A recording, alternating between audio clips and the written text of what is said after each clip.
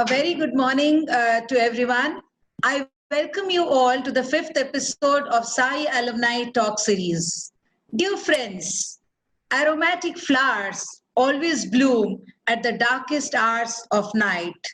Geniuses and legendary architects are born out of formidable hours as invincible clouds to rule the clutters.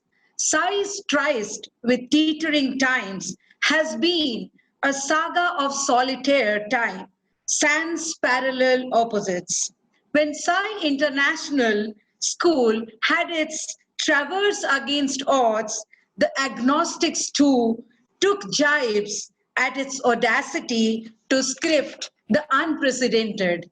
Today, telling testimonies is in scholastic and beyond along the corridors of last decade have been brazen witness to our order and ardor. Charlie Chaplin said, "You will never find a window if you are looking down." And sigh is a cascade of myriad hues in time's arcade, ever armed to herald consternations with an array of novelties.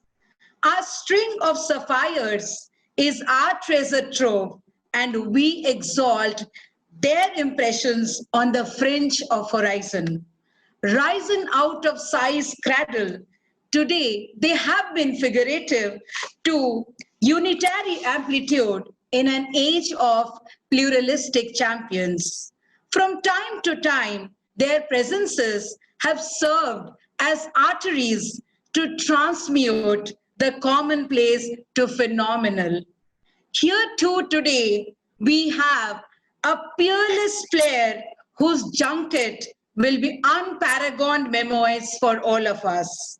So let's welcome to today's SAI's Alumni Talk, Vishal Aditya Sahoo from the class of 2014. An education enthusiast, Vishal is currently working as Chief of Staff in African Leadership Academy, one of the best schools in the world located at Johannesburg, South Africa. He has an enriching experience as business management consultant at Parthenon for 3 years, serving the education sector in more than 15 countries across the globe. He has also worked directly with the founder of Ashoka University and Indian School of Business to set up a new education technology company called Harappan Education. Vishal has pursued BCom with honors from the prestigious Sri Ram College of Commerce and found a place among the top students. Vishal is an all-rounder, excelling in every sphere, be it academics, sports, and music. He was the CBSE Class 12 state topper in commerce, the second prize winner in IIMT Oxford Brooks Innovation Challenge, winner of Dada Saheb Phalke Film Festival Award for Best Documentary in School Student Section, the recipient of Emerging Global Pioneers Award, and many more. He is a keen lawn tennis player and also an ardent violin player. Vishal was also the Secretary General of the first edition of SAI Model United Nations and also the chairman of the mega event Unwind. Oh, I can go on and on with his achievements. Welcome, Vishal, to the arena of your own alma mater. But before that, I would first humbly invite our chairman, sir, to kindly speak a few words. Sir, please. Thank you, Madhusmita. Today, actually, I don't know what to speak and, how to speak. First thing, I'm speechless. Primarily, children, many of you may not know, many of our teachers may not also know. Vishal is my son. I have two sons, Vishal Aditya Sahoo and Vikram Aditya Sahoo. I'm so proud of my sons. today I'm happy that people will start calling that Vijay Sahu is the father of Vishal Aditya Sahu. Vishal Aditya Sahu probably will not be known as the son of Vijay Sahu. I am so proud. Probably Madhusmita, while introducing, did not tell that he also closely has been working for the last 6 years with the founder of SAI International as one of my key advisors. He sees what's happening across the globe in 15 countries, and we almost regularly deliberate, regularly talk what more we can do at SAI.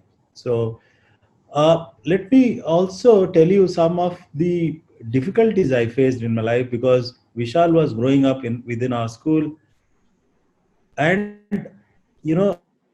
it was at many times people perceiving and telling that because Vishal is son of the founder of the school, probably he is getting a uh,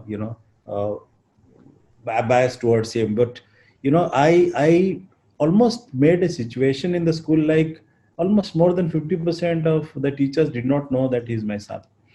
And that went on, and Vishal became topper of our school. Then he went to SRCC. He was also one of the rank holders in SRCC. Then he was in the top 10 of the selection and joined Vishal, it's not because he's my son I'm telling, but he probably keenly observed me as a father, and many of the things he tried to learn from me and outbid me, and that was his best.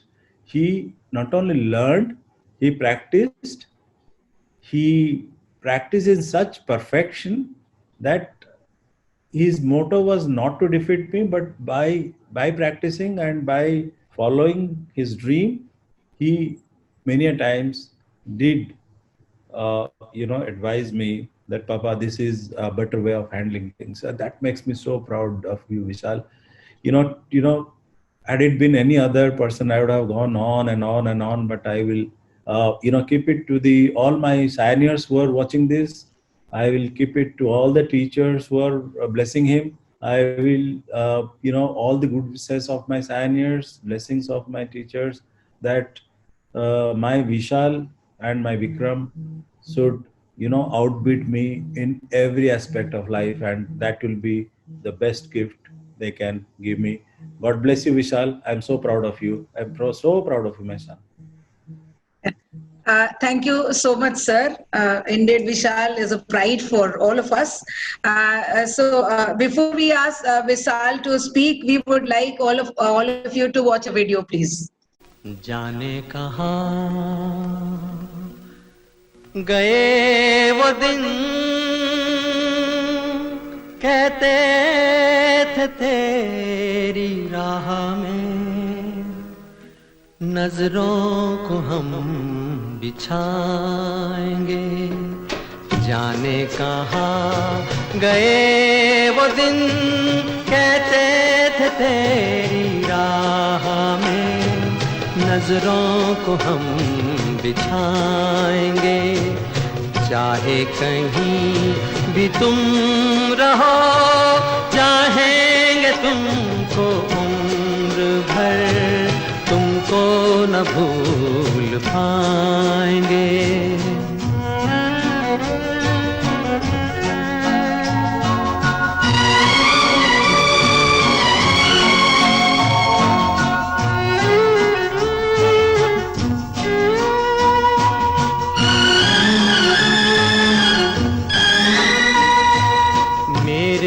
कदम जहाँ पड़े, सजदे किए थे यार ने। मेरे कदम जहाँ पड़े, सजदे किए थे यार ने। मुझको रुला रुला दिया जाती हुई बहार ने। जाने कहाँ गए वो दिन, कहते थे तेरी राह में नजरों को हम बिछाएंगे, चाहे कहीं भी तुम रहो, चाहेंगे तुमको उम्र भर, तुमको न भूल पाएंगे। कल की ही बात है,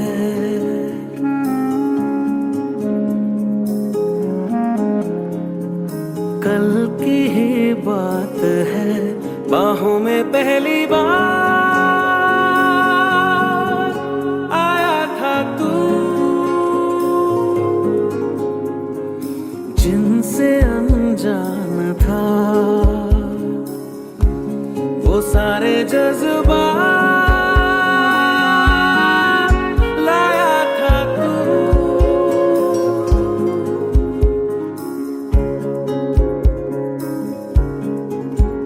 मुस्कानों में तेरी लिपटी थी सौगातें, होठों पे खामोशी, आँखों में हजार बातें, वीराने में बहार लाया था तू, बाहों में पहली बार आया था तू, कल की ही बात है।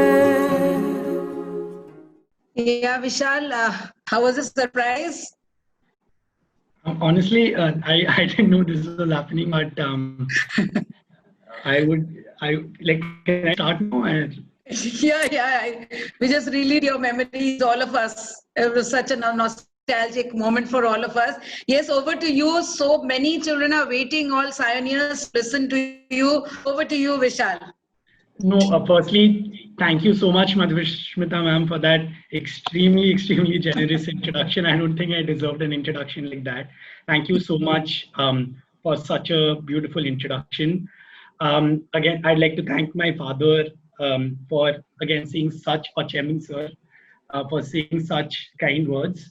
And honestly, I think it's a blessing to be born as a son to him and my mother, and to be born in the family that I was fortunate enough to be born in, and I don't think I would have ever had it otherwise. So I think I'm extremely lucky to kind of be born in this family and have my father and my mother as my parents and my entire family. And this video honestly took me down the memory lane and took me back to everything that had happened in school, and I honestly didn't expect this, but thank you so much. And again, it's the school that has played an incredible role in everything that I have been able to achieve, the very little success that I have been able to achieve. And I will always be truly grateful to SAI for everything that SAI has done for me. But to start off today's session, my name is Vishal Aditya Sahoo. I graduated from SAI in 2014. So it's been more than 6 years now. You know, when I was asked by the school to speak to the 9th to 12th graders today, I really thought about what value can I add to all of you? What value can I add in the 30 to 40 minutes of speaking time which I've been given that can help at least some of you in some way, if not all? And that kind of forced me to think down the memory lane and go back to the past 7-8 years of my life and really think about what are those 2 to 3 things that have helped me achieve the little bit of success that I have been able to in life. Of course, I have a long way to go. I've only been able to achieve very few things in life. I have a really long way to go. But what are those 2 to 3 lessons that I have perhaps learned in my life over the course of the past 8 to 10 years, which have helped me get where I am today? And I thought I'll use this time to kind of share these lessons with you, and hopefully some of you will benefit from a few of these lessons in some way. And I think my purpose will be kind of fulfilled then. Let me start by talking about one of the first and one of the most important lessons which I have ever learned. And I don't know if you can see my screen, can you? Yes, it's visible. Yeah. So the first and the most important lesson I've ever learned in my life, and this was back when I was in class 11th, was was simply the power of dreams. Now, dreams are extremely powerful. Dreams are very, very powerful because they dictate and influence every single action that you ever take. And perhaps this will be explained a lot better when I share a small story from my life.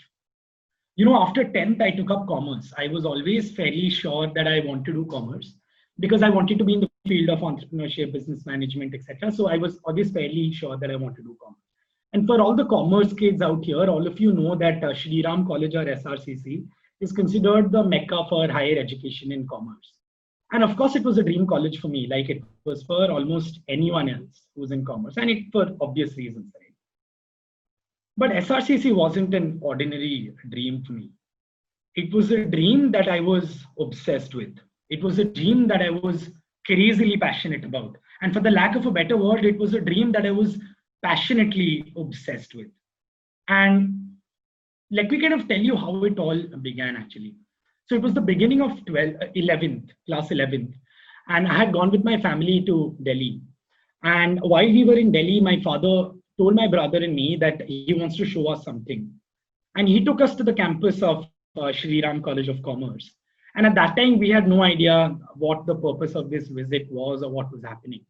But when we went there, he just asked us to kind of breathe the air, live the vibe, and experience the atmosphere in SRCC. We did that. We did that, and then we went to the bookshop in SRCC. We purchased a calendar from SRCC and a notepad from SRCC.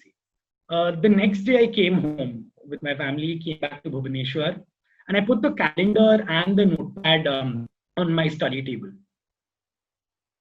Little did I know what impact would this visit and would these two things that I would keep on my study table would have on me. But for the next 2 years of my life, all I could think and dream about was going to Shri Ram College of Commerce. From the time I would wake up in the morning, while I would brush my teeth, I would think about how happy I would be if I went to SRCC. Throughout the day, through the breaks that I would take, and even before sleeping at night, I would again think about how it would be if I were studying at SRCC, how it would be like to be a student of Shri Ram College of Commerce. And slowly this ordinary dream started becoming a dream that I got obsessed with, that I got extremely passionately obsessed with. And that resulted in a version of me, which I still find extremely hard to believe. I became so determined and I worked so hard because all I could think about was my dream college. And of course, there were days when it was extremely hard. There were days when I thought that, you know, there's no further that I can push myself. But I was surprised by myself almost every day. It was my dream which kept carrying me forward and kept going me in the direction that I wanted to. And 2 years went by. Those 2 years were, of course, very hard, like I said, but my dream kept me going. I did well in my boards. The results came a month later. I had topped the state. I was, of course, extremely happy. But I did not know if it was still good enough for me to go to Shri Ram College. I'd heard about the insanely high cutoffs every year. All news channels cover it. So I was still really scared about what would happen. And I still remember it was the 3rd week of June, around the 20th of June, when SRCC said that they would release the cutoff in about a week. A cutoff, by the way, is the qualifying marks that you need to get admission in Shri Ram College. And the next 5 days were extremely difficult. And the next 5 days, I remember all my parents were telling me, is it's okay if you don't make it. And you've still done really well. And they were preparing me to kind of be prepared so that even if it doesn't happen, I'm not extremely disappointed. And 5 days later, the cutoff came out and had made it to Shri Ram College. And I can't even describe what the feeling was, because at that point I cried, my whole family cried. And because I'd made it to my dream college, I'd made it to the only thing that I'd worked for 2 years of my life. And in fact, both my twin brother and I had with exactly the same marks. Actually, we just had a 1 mark difference in our boards. And yeah, so I'd made it to my dream college, to Shri Ram College of Commerce. And I went to Delhi, went to SRCC, got admission in the first day itself because I was just extremely excited. But that day I learned an extremely important lesson, a lesson which I have always carried forward in my life. And I think at least some of you should definitely think about this lesson and think about implementing it in your life. The lesson was that there are several extremely important factors that are important for you to do well. You need the support of your family, you need the motivation and hard work of your teachers, you need the backing of your school. These are factors that are undoubtedly extremely important and factors that I'll talk about later.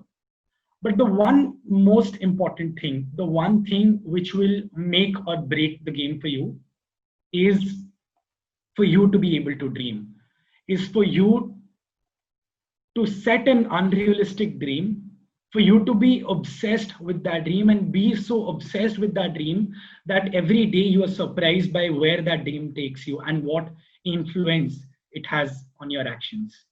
And trust me, if you kind of implement this, because I always have ever since that time, it will make you achieve things which you always thought were impossible, because your dreams are impossible. Your dreams, the dreams that you set are impossible, but you work like mad to achieve those dreams.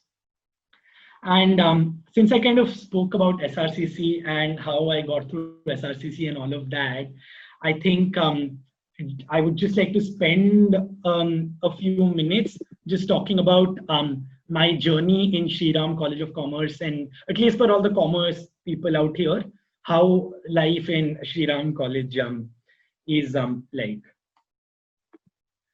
So honestly, more than anything, this is just a couple of pictures of the campus of Shri Ram College. This is the clock tower that you see in front of you. It's the most iconic part of my campus. But honestly, more than anything, Shri Ram College of Commerce was a humbling experience for me, and I'll tell you why. It was a humbling experience because, you know, I always thought that I was super smart and I had done really well in my boards. And I thought that, I have topped the state. I have almost a 98% in 12th. And so I thought that I'm super smart and all of that.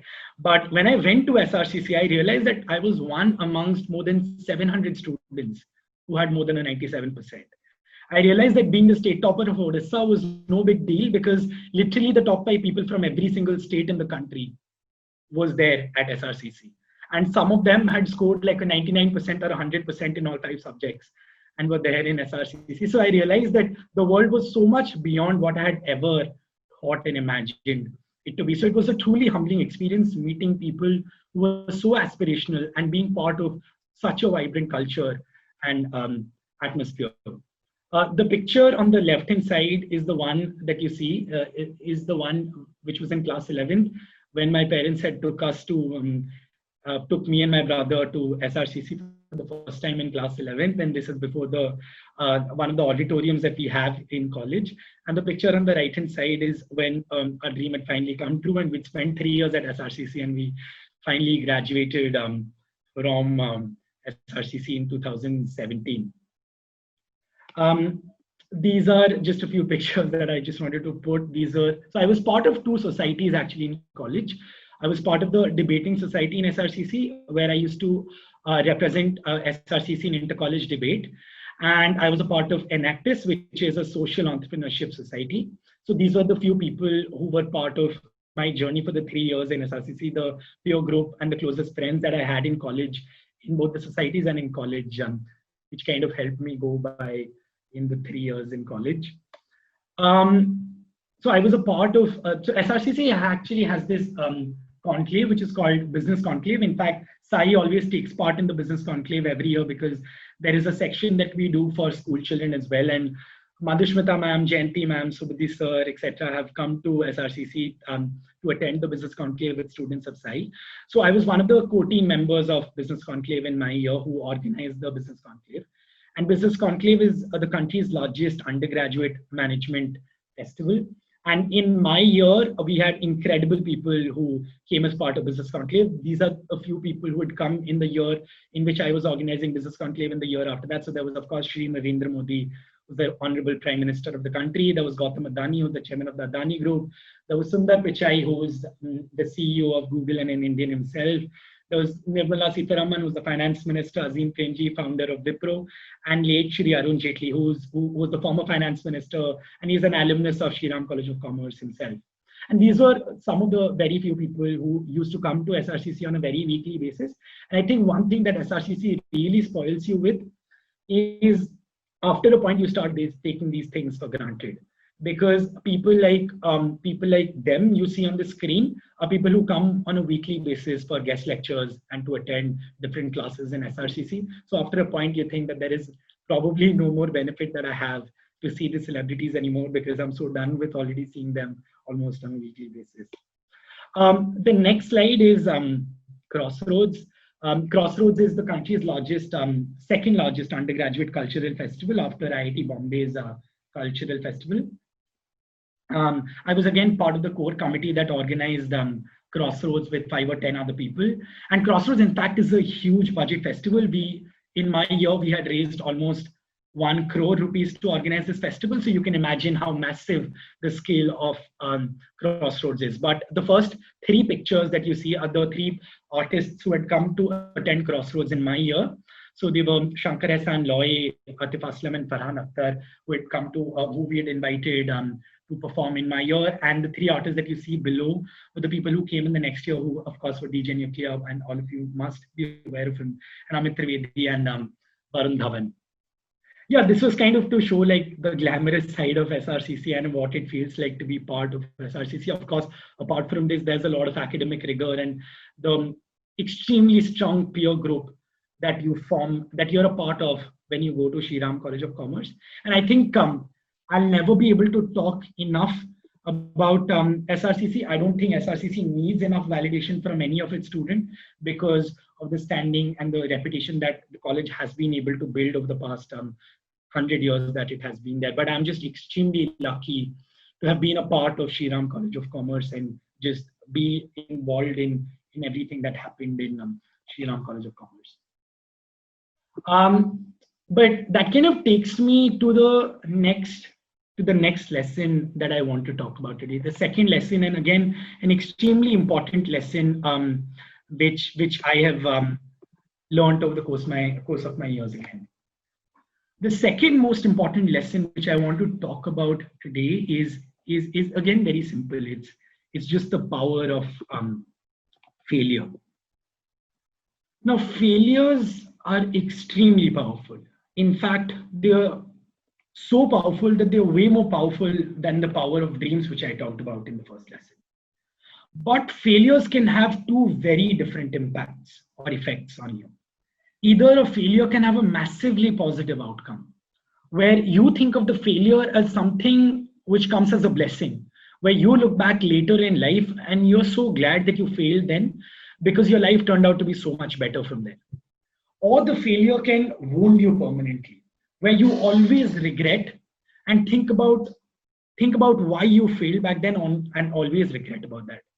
Now, what turns out to be the outcome of the failure completely depends on what you make of it, what you want to make of it. Do you want to treat your failure as a learning lesson that you want to carry for the rest of your life? Or do you want to think of your failure as something that is impaired you forever? And like Chairman Sir says, the choice is yours. You have to make a wise choice as to how you want to treat this failure. And let me kind of tell you a story from my life and how I learned this lesson during my college days and how it helped me with the small thing that I wanted to achieve in college. So I told you all the amazing and great things about SRCC, but I didn't tell you about one extremely bad thing or terrible thing about my college. SRCC is an immensely competitive college. The people who come to SRCC are extremely aspirational and everyone wants the best opportunity. And the competition is cutthroat. I can't even describe in words how intensely competitive that atmosphere is. And you have to keep in mind that you're competing with the people who are considered or at least perceived to be some of the smartest people in the country. And you're competing for the best opportunities and everyone wants the best opportunity. So it's madly, madly competitive. And one of the most stressful times in any SRCC student's life is placement season, where that is when companies come to recruit students for their positions, and they come on to college to recruit students for the different positions in their companies. And of course, SRCC having its reputation and connections with every company, almost every student of SRCC finds a good job. But the most coveted or the most sought after jobs are the jobs in the management consulting companies. And there are just 4 management consulting firms that come to hire from SRCC. And these 4 consulting firms together take a total of 10 people. And to make things worse, these 4 companies take a total of 10 people, not just from SRCC, but from the top 3 Delhi University colleges combined, which are Shri Ram College of Commerce, Lady Shri Ram College, and St. Stephen's.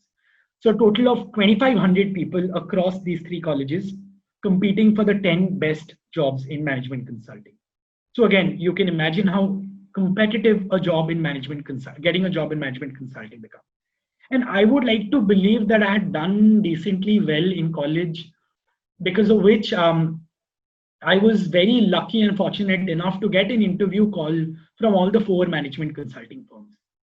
And I had implemented the first lesson well during my college days. Again, I had dreamt about management consulting a lot, put in a lot of hard work. So I was fairly confident that I should be able to fare well through this process.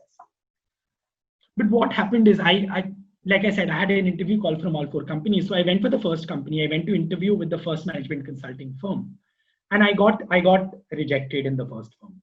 A week later, I had the interview from the second company, and the second company I got rejected again.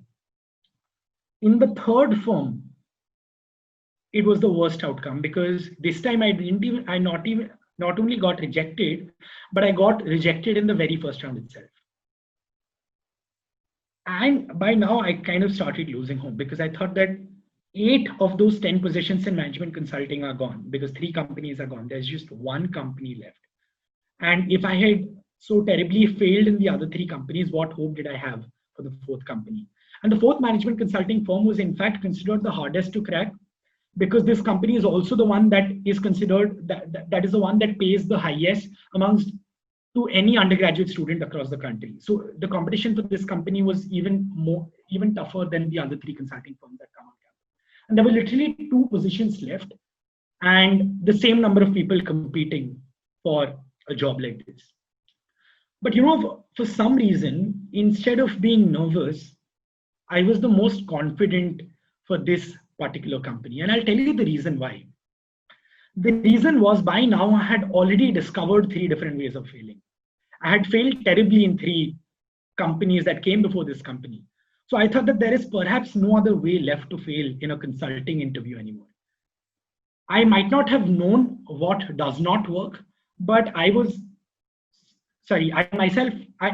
not have known what works, but I definitely knew what does not work. I did not know what to do, but I definitely knew what not to do in this interview. So I kind of used the lessons from my failure at the first 3 companies, turned them into learnings that I wanted to take for the 4th company, and used them completely to my advantage. And I went for the 4th company's interview, and I was obviously I was lucky that day, and my hard work kind of paid off. And with God's grace, I got through the 4th management consulting firm, and I got a job there.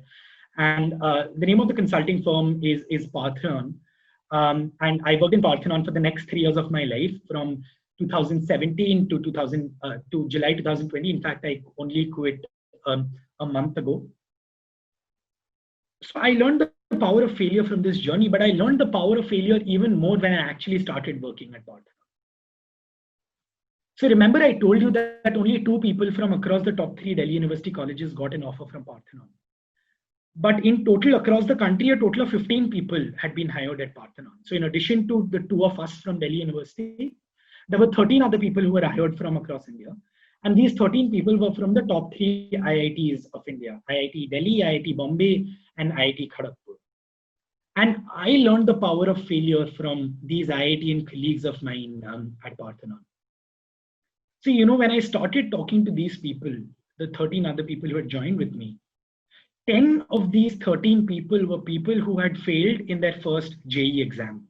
And they had failed so terribly that forget the IITs, they did not even get a seat in any top engineering college of the country. 9 of these 10 people took 1 additional year. And one of these 10 people took 2 additional years, used the lessons that they had from their failure, converted their failure, that terrible failure in their first attempt, into learnings that they wanted to take with themselves to the next attempt and the attempt even after that, and took the paper a year later. 9 of them took the paper a year later, and the 10th person took it 2 years later. And again, of course, I can't even imagine how difficult the journey must have been, because converting a failure to success is extremely difficult. But they realized that they wanted to capitalize on the learnings from their failure and converted it to their advantage. And all 10 of them this time not only cracked the IITs, but cracked the top 3 IITs of India with an under 1000 rank in JEE Advanced, which is an incredible task. So from not being able to secure a seat in any top engineering college, they managed to score an under 1000 rank in JEE Advanced and get a seat in the top 3 IITs of India. So from my experience and from the experience of my friends at Parthenon, I learned the second most important lesson of my life, which is the power of failure. I realized that there will be multiple times you will fail in your life. You might fail to get into your dream college. You might fail to get into your dream job. You might fail to get that dream promotion you always thought of. You should use that failure as an opportunity to learn. And remember that a failure teaches you a lot more than a success ever will. Use that failure to your advantage and learn as much as possible from it. And you will be surprised where that failure eventually takes you. At that moment, you will feel like when you fail, at that moment, you will feel like you have failed. But that failure will actually come as a blessing. And it's up to you whether you want to convert that into a blessing. And you can only if you decide to use that as an opportunity to learn. I might have failed in after 12th, not literally fail, but fail to get into my dream college of SRCC. But would I have failed in life if I didn't make it to SRCC? The answer is absolutely not. I would have still managed to do decently well in life. I would have gone with my second best option. And I'll come to that later, but I would have gone with my second best option. In fact, I think I would have worked even harder if I had gone to the second best or the third best option, because I would have felt a little less satisfied, but I would have used that failure to my advantage and done probably even better than I ended up doing going to SRCC. So you never actually fail in life. It's only a small pause that you should use to your advantage. Now, since I talked about Parthenon and kind of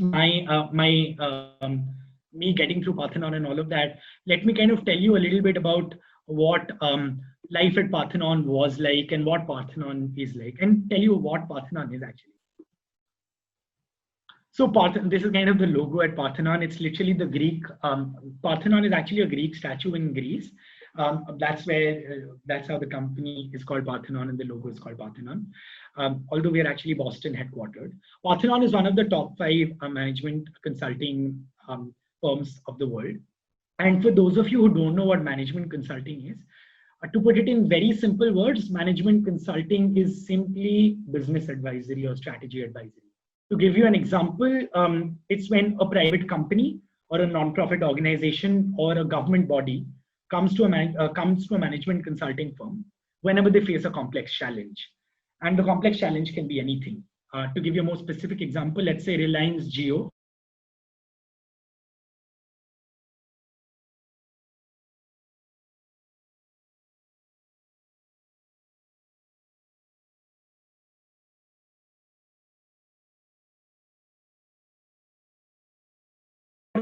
An education company, let's say SAI, hypothetically, let's say SAI comes to Parthenon or any other management consulting firm, and SAI says that they want to open 2 more schools. So Parthenon will help them decide which geography they should open their school in, where there is a good demand, where opening a new school will be lucrative for everyone, and where they can create the business of providing advices to private companies, non-profits, and government bodies. At Parthenon, actually, before I show that slide, at Parthenon, I was part of a very specialized practice, which is called the Emerging Markets Education Practice. The emerging markets education practice is a practice that exclusively works with education companies across the world, across all of the emerging markets. So across Latin America, Middle East, North Africa, Southeast Asia, and South Asia. I spent 3 years in Parthenon from July 2017 to July 2020. And over the course of the 3 years that I spent at Parthenon, I worked with over 25 education companies in over 15 countries of the world. This is just a small world map that kind of shows where all I worked and how much time I spent there. So I worked in the extreme west. If I start from the west, I worked in Brazil in Latin America for 3 months, working with an education publishing company. I worked in North America in the United States for a month, where I worked with a large foundation that wanted to give grants to education companies across the world.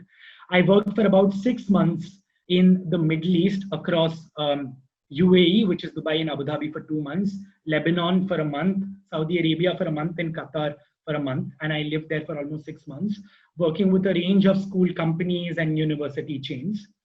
I spent about 4 to 5 weeks in East Asia in China, working for an edtech company. And I've spent about 4 months in Southeast Asia, traveling across Philippines, Vietnam, Singapore, and Malaysia. Again, working with a range of education technology companies, school companies, and preschool chains. And the rest of the time, I've worked in India with a range of education companies. I also spent about 6 months working as chief of staff. Chief of staff is essentially a position which basically means to assist someone very, very closely, to practically be their right hand in their company. So I was the chief of staff to Dr. Pramath Sinha for 6 months. For those of you who don't know, Pramath is one of the most renowned education entrepreneurs in the country. He is the founder of Ashoka University in Delhi and the Indian School of Business, which is ISB, which is the country's most reputed MBA school. So I spent 6 months working with Pramath to set up a completely new edtech company called Harappa Education, which is in the business of providing online learning and online skilling to people in universities and in their jobs. These are a few pictures that I kind of wanted to show from Parthenon. The first picture that you see is the 35-member education practice that I work as a part of. The second picture that you see is actually a picture from my offsite. The theme was retro Bollywood, so everyone had to kind of dress up as a retro Bollywood star. And the next two pictures are just the people who had actually joined with me.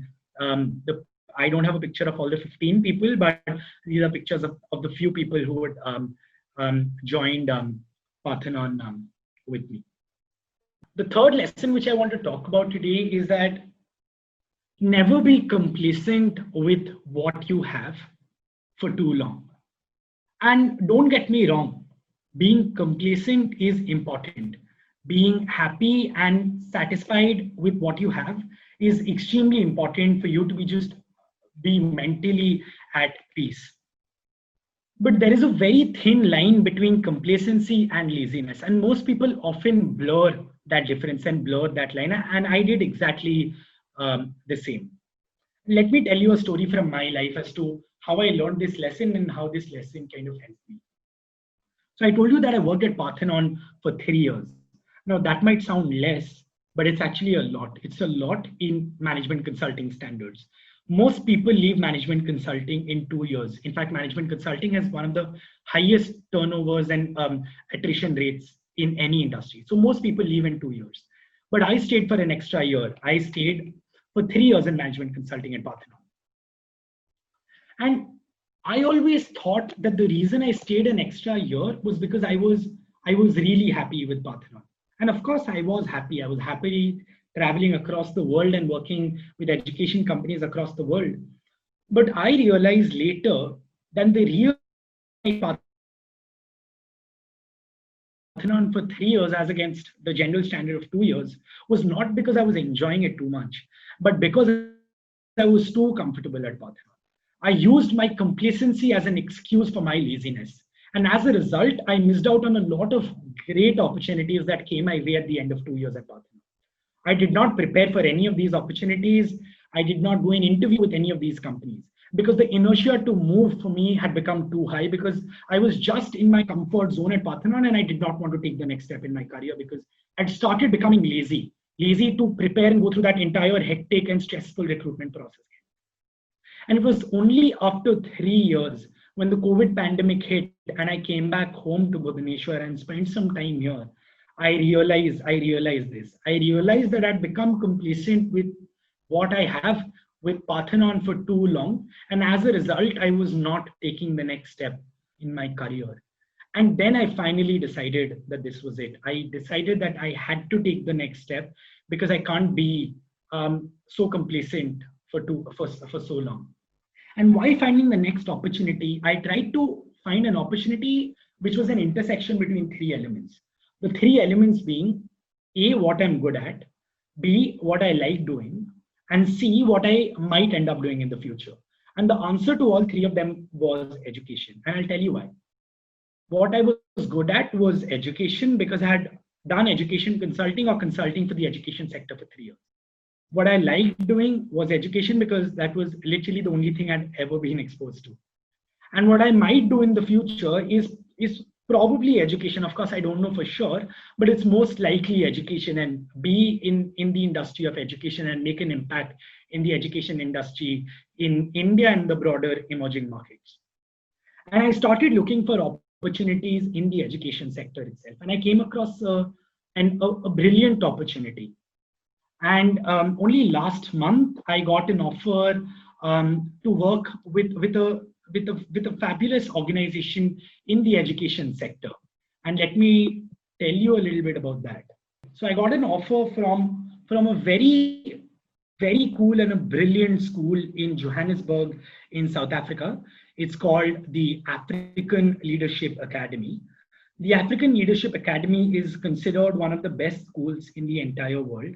And it's called the Harvard of Africa because of how reputed African Leadership Academy is in the world. African Leadership Academy is located in Johannesburg in South Africa, which is in fact one of the biggest cities in the world.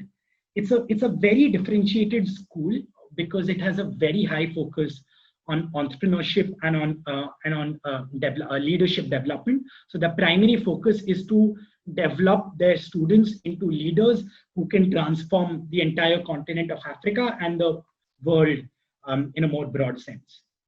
African Leadership Academy is the most culturally diverse institution in the entire world because as you can see in the first picture, African Leadership Academy has students from the 50 different African countries. So there is literally representation of the 50 different African countries. And the staff, that is the teaching staff and the non-teaching staff at ALA, comes from more than 75 countries of the world, from Latin America, from North Africa, from North America, from Asia, from East Asia, etc. And in fact, I'm the third Indian to be ever going to African Leadership Academy. And ALA is, as it's known, is really popular because of the three very revolutionary and pioneering founders that the school has.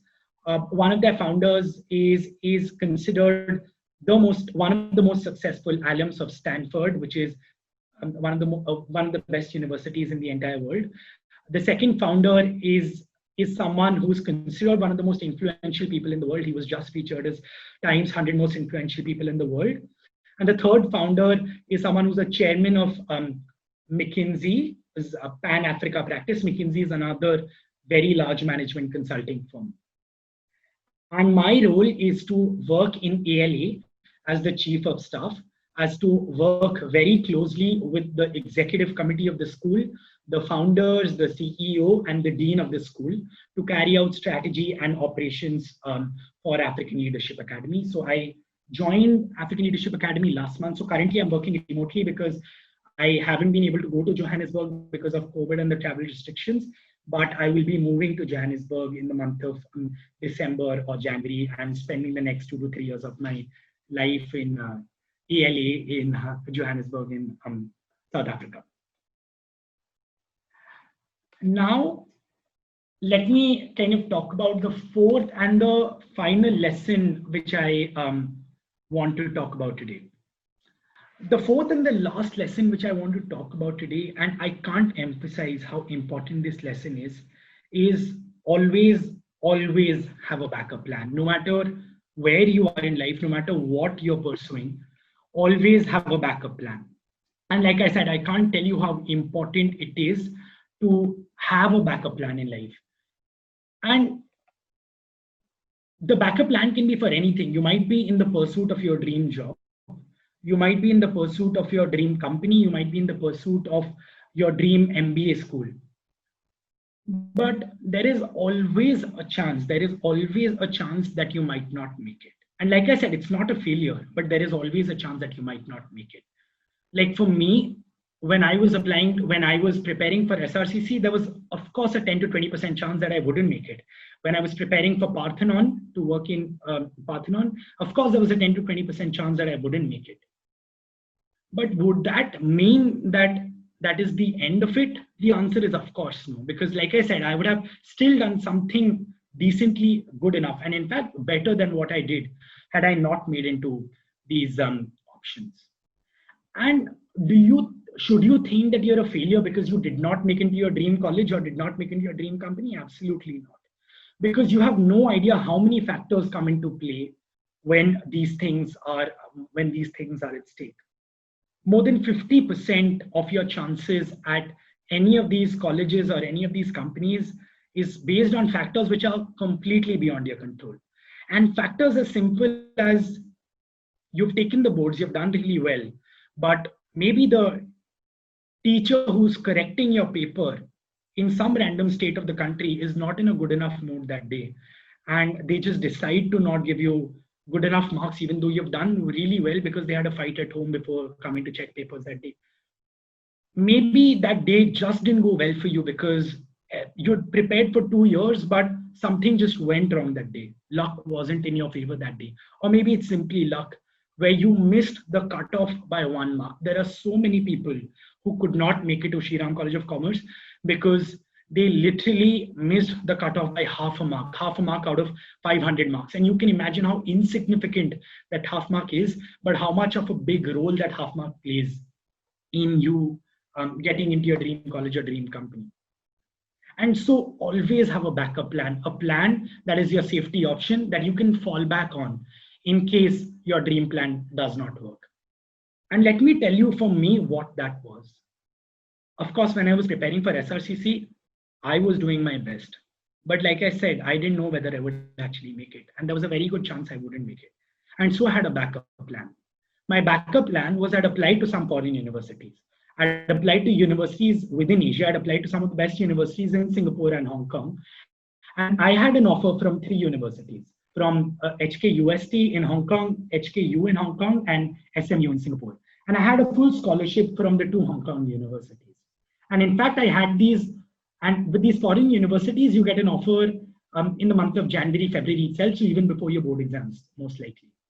So for me, even though SRCC wouldn't work, I wouldn't be too disappointed. Of course, at that point, I would be very sad. The moment I wouldn't make it, I would be sad because I would feel like I'd prepared so much for it, but I didn't make it. But in the grand scheme of things, would it matter? It wouldn't at all. Because my backup plan was almost as good as my dream plan. And the outcomes that I would get from my backup plan would be either equal to or better than I would from my dream plan of SRCC. In fact, I think I would have worked even harder if I would have gone to my backup option. I think I would have worked even harder if I had failed to get into my dream college, because I would always have this urge to work even harder to do even better. So in fact, I think you're lucky if you fail to get into your dream college, because your chances of excelling in life become more than. Even while preparing for Parthenon, was that my only option? No, I had a backup option. I already had an offer from a great investment bank, from Citi's investment banking arm. I already had an offer from there. So if an offer at management consulting wouldn't work, I already had a backup plan, which is to work in Citi IB, in investment banking. And so it's extremely important for you to always have a backup plan. Use that as a safety option in case things don't go the way that you envisioned. And it's okay, and that's completely okay. And I kind of shared the 4 lessons which I wanted to talk with you today. And like I said, it's extremely important.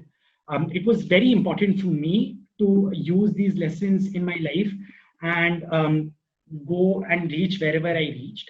But none of this would have been possible. Like these lessons and all are fine. The 4 lessons that I talk about are fine. But none of this would have been possible without the 3 most important factors, or the 3 most important enablers for success for me. And I'd like to talk about each of them. The first one is the support of my family.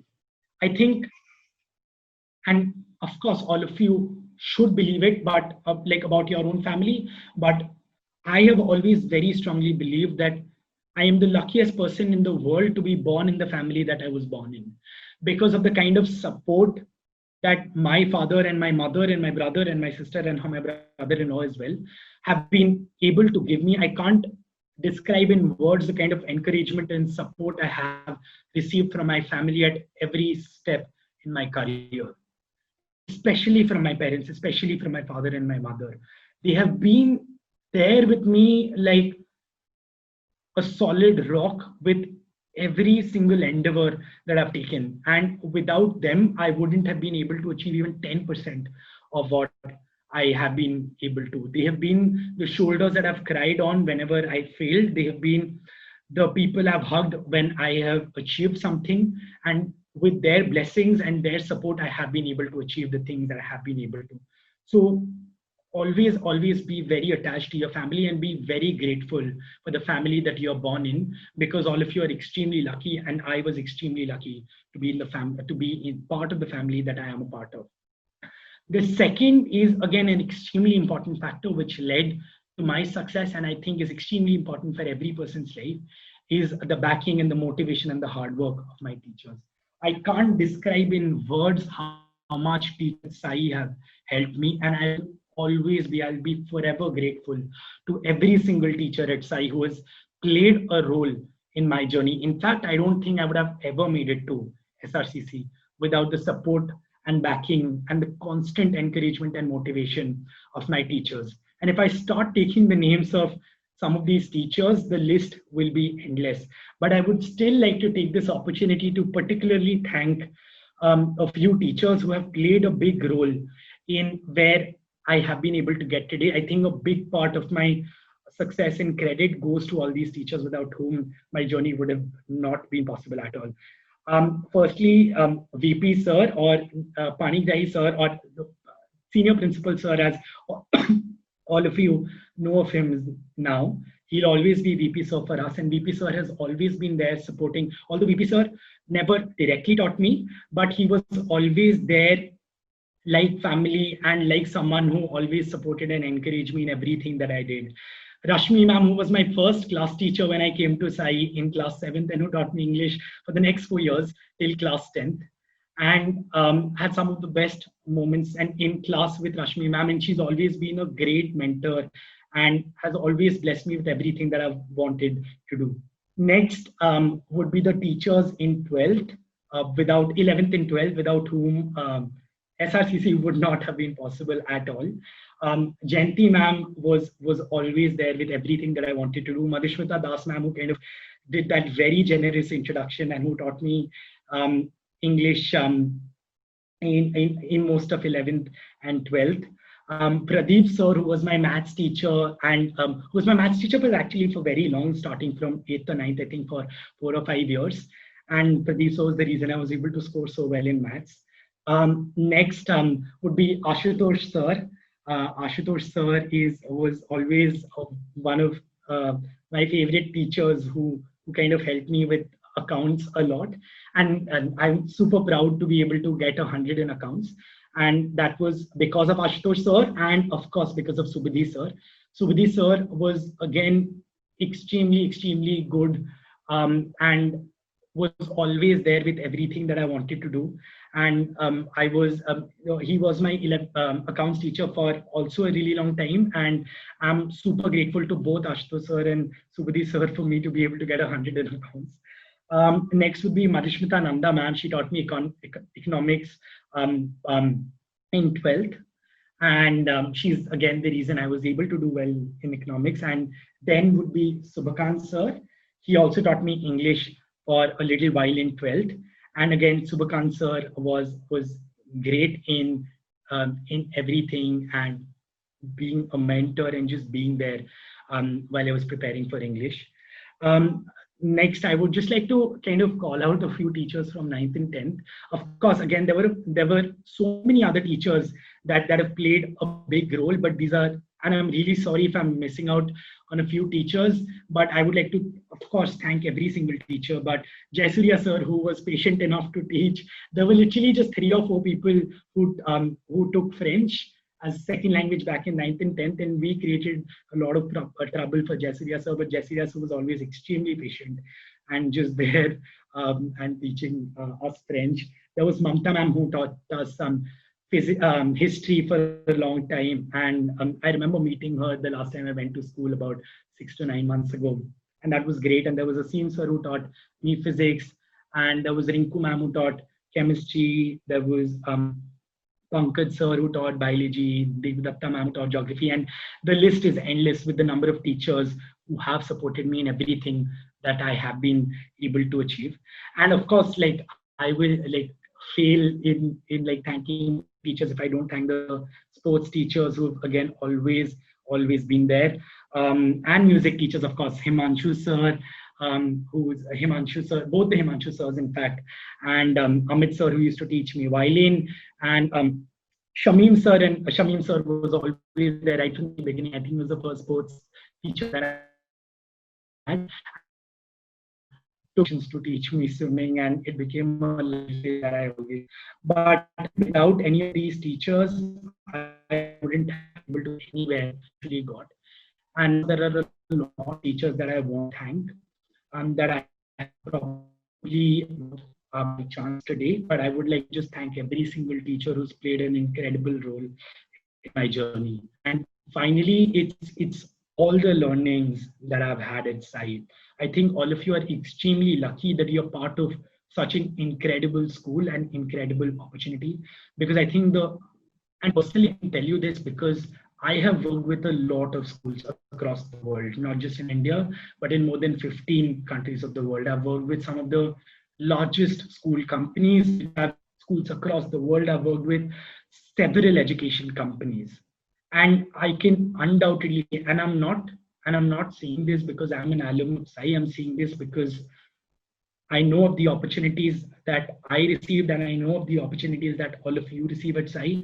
And I think the opportunity that you get at SAI, and there is no school in the world which can compare to a SAI. Of course, there are a few schools in the United States and South Africa or Australia. There are just, I would say, hardly 4 or 5 schools which are as good as SAI and the kind of opportunities that you get at SAI. I was very fortunate to be a part of Unwind, to be a part of SAI MUN, to be part of the multiple projects like Project Satyam, Reading Rainbow, that I was able to do with the help of the opportunities at SAI. And every single opportunity at SAI helped me and grew me in becoming who I am today. And of course, like coming from like a lot of people, when I went to SRCC, a lot of people, the impression that people have of Odisha is really poor, because people think that opportunities here are not great and the people who come from here are great. And that's why, every single time at SRCC, everyone would always ask me if I was from a top school in Delhi or a top school in Bombay. But I would always clarify and say that, no, I'm actually from Bhubaneswar in Odisha, and people would always find it hard to believe. And I would always tell them I'm from this great school called SAI International, and these are the amazing opportunities which I have been able to get at SAI. And that's the reason all the kids from SAI do so well in the business conclave that happens in SRCC every year. And yeah, I think that's kind of what I wanted to talk about today. I think I've spoken for a really long time. I've told you 4 important lessons: the power of dreams, the power of failures, the not to be complacent with what you have for too long, and finally to always have a backup plan. And I told you about the 3 key factors which have helped me get where I am, and without whom I would have been nothing. And finally, I would just like to end by probably saying that just dream big and dream things that are unrealistic. Leverage the opportunity that you have, because you're extremely lucky to be part of the families that you're a part of, and to be part of the school that you're a part of. Leverage the opportunities and just dream big. And you have no idea where your dreams will take you. And like, to be very honest, if you don't dream big enough, you will never be able to do like big enough things in life. So dream impossible and go crazy in pursuing those dreams. And if you fail to achieve those dreams, then it's never a big deal because you'll still end up doing well in life. Thank you. I think Thank you. Thank you, Vishal. Thank you so much. I think I was not wrong when I was introducing you and I was telling I can go on and on with about your achievements. So it's as a teacher, it's worth cherishing what you are doing and what you have been doing. And I think basically what the children must have learned, the pioneers, the two words you have coined. You know, we talk about passion and we talk about obsession, but you have joined them together. You have to be passionately obsessed. That's what will help them to achieve, to fulfill their dream. And these four phrases you have put together as the life lesson is definitely going to help all the pioneers to surge ahead in life. So I think all our pioneers are waiting with their questions, their queries to ask you. We'll take up the questions one by one. We have first we have Orissa Patnaik. Orissa Patnaik, yeah, Orissa. Yeah. Good morning, good afternoon. I'm sorry, I'm not sure of the time. I heard what you said, and I think one very important factor that you pointed out that I've also noticed a lot of people don't appreciate enough is our teachers and our parents and the amount of hard work and effort they put in. Aside from that, I think I would like to ask why you chose to study in India. Was it just because it was your dream, or do you think that it helped you grow more as a person as opposed to what you would have learned outside of India?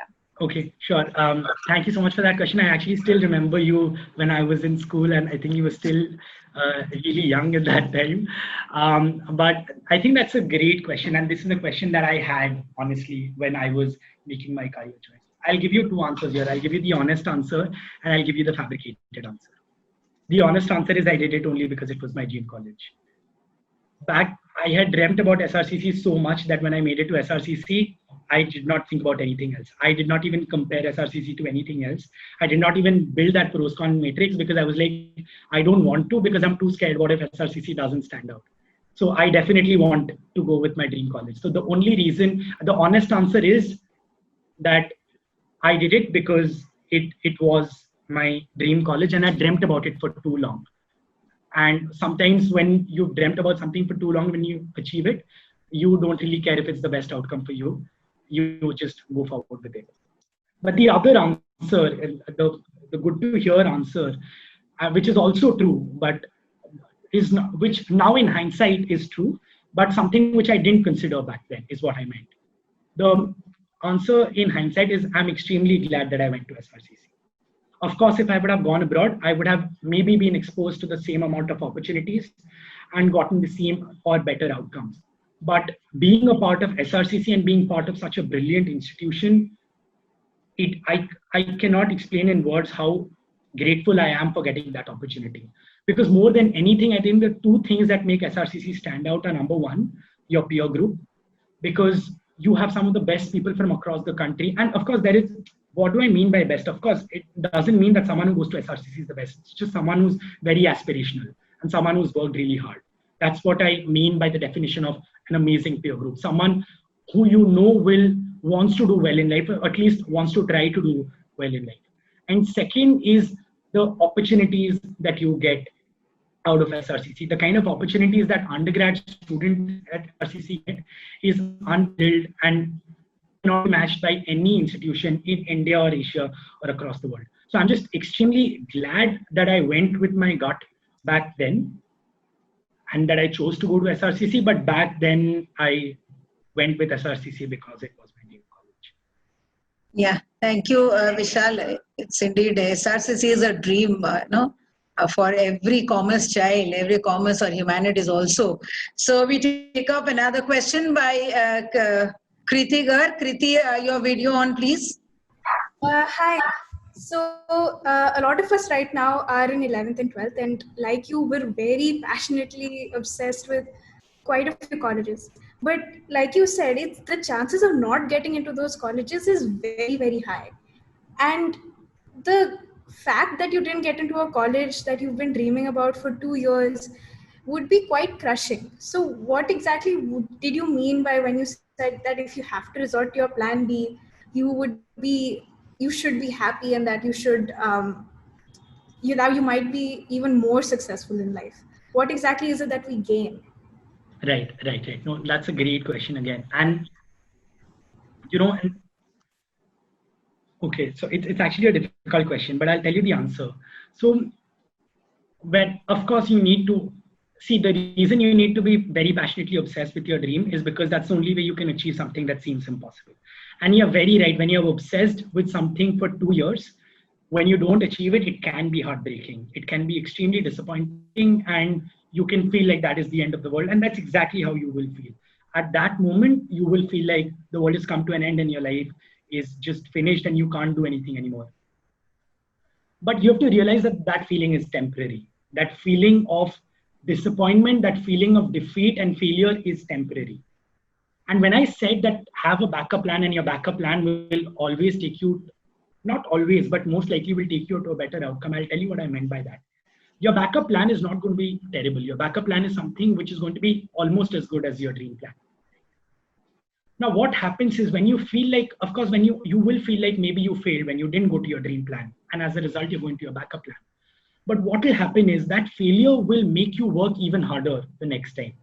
That failure will make you realize that I need to put in 2x more effort of what I did while pursuing my dream of going to my dream college. So when I go to my backup plan, what I will do is I will try to be the best out of everyone else who is in this university or is in this college. I will work doubly hard than I did to pursue my dream college. And I will make sure that every single opportunity that comes to this backup plan is mine. And every single chance that I get, I grab it. And I work 2x, 3x harder than I would have otherwise. And what happens is, in fact, I think the demerit of kind of going to your dream college, and that's what happened with me. Like, to be very honest, in my first year at SRCC, I was very relaxed and chilled. I've achieved my dream college and I've achieved what I wanted to. Now I can relax in life. But that won't happen when you go to your backup plan. When you go to your backup plan, you will start working hard from your first day itself. And that's why I said that, of course, I don't mean that when you go to your backup plan, you'll always do better. But I think when you go to your backup plan, there is a great chance that you will end up doing better than what you would have from your plan. And that's what I meant by never be disappointed with, even if you don't make it to your dream plan. At that point, it might seem like a failure, but it's actually a win for you. Yeah. Thanks, Vishal. Thank you, Kriti. We'll be taking up the next question by Hemant Puri. Actually, my question to you is, what do you think about the economy after this current COVID pandemic situation? Okay, sure. That's actually a great question. And I will share my limited insights on this question, although I'm not the best person to answer this because I'm not an economist. But so, of course, with the COVID pandemic, so the economy throughout the world always works in a particular cycle, right? There are cycles of lows and there are cycles of ups. So there is a recession and then there is always a boom, right? There is a bullish period and there is a bearish period. So, of course, with the kind of environment that we live in right now, the economy is at a major pause, and we are going through a period of recession and unemployment, and the entire outlook looks negative. But we will probably reach a point below which we can't fall anymore, and there will only be an upward sloping curve from there. Because the moment you hit rock bottom, the curve only steeps upwards from there. Because the moment the COVID pandemic ends, and like touch wood with the vaccine and all which people are talking about that might come in the next 3 to 4 months, if the COVID pandemic ends, you will be surprised by what a boom the economy plunges into right after the COVID pandemic is over. Because companies will need jobs back again, colleges will need to take in more people, and the industries in general will need to fill the vacuum that had been caused because of COVID. So the economy, although seems really negative and shallow right now, is going to be really positive and have a great jump right after COVID pandemic is over. So there's obviously a light at the end of the tunnel that's there for everyone. Yeah. So we'll be taking the next question. It's Shravani Jena. Hi, good afternoon. Hey, Shravani. So like you said, you were really sure. I'm from actually SIRS. I'm in 9th standard right now, and you said that you were really sure that you wanted to take commerce after like after 10th. So how were you so sure Yeah. that you would take that subject and like go on with it? Right. So I was okay. I think for me, multiple factors played in. I think I had my father had studied commerce and he was a chartered accountant. So I was exposed to the field of commerce and finance and all of that right from school itself. So that was a field that I was already inclined to. Second, I was always kind of sure about being in the field of business or management or entrepreneurship later, because of which I felt that these factors helped me choose that I want to take commerce. But having said that, I think for most people, you will not know what stream to take. And but the answer is you don't even have to know. It's fine because the opportunities that you will get, for example, irrespective of whether you take science or commerce or humanities, you will end up getting the same opportunities after 12th, almost the same opportunities. After science, you can go to an SRCC and study economics, or you can go to an IIT and study engineering, or you can go to a BITS or an IIT or any other college. Or you can take a plunge to commerce and study, because that's what my father did. I think my father studied science in 11th and 12th and then moved to commerce and chartered accountancy. With commerce or humanities, you have pretty similar outcomes. So I think you don't have to be 100% sure of what you want to do, but you just have to be fairly convinced of what you want to do. But don't take an option just because your parents force you to take that option. Take an option because you feel connected to that option. Because especially in India, what happens is for most people, parents have different plans and kids have different plans, right? So make sure that you convince, and obviously don't like rebel at home, but like make sure you convince your parents. And of course, every parent is going to understand because your parents always want your best, that you can't think of at that point. Make sure that your parents are convinced that this is the option that's best for you, and then just take the leap of faith. And I'm sure you'll end up, if you work hard, you'll end up doing well no matter what stream you take. And it won't matter that much as to what stream you opt for. Yeah, yeah. Yeah, Vishal, it's always hard work is the key to success. So there we'll take up a question by Amod. So I had a question in my mind. Um, how has the school helped you to shape your future? What part does the school play that has helped you to achieve your dream?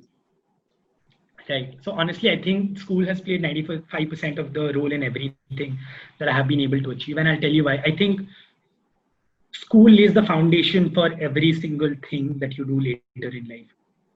I think the reason I could be a good debater in college and speak very confidently was because during school, I leveraged every opportunity that I got to be able to speak and address people.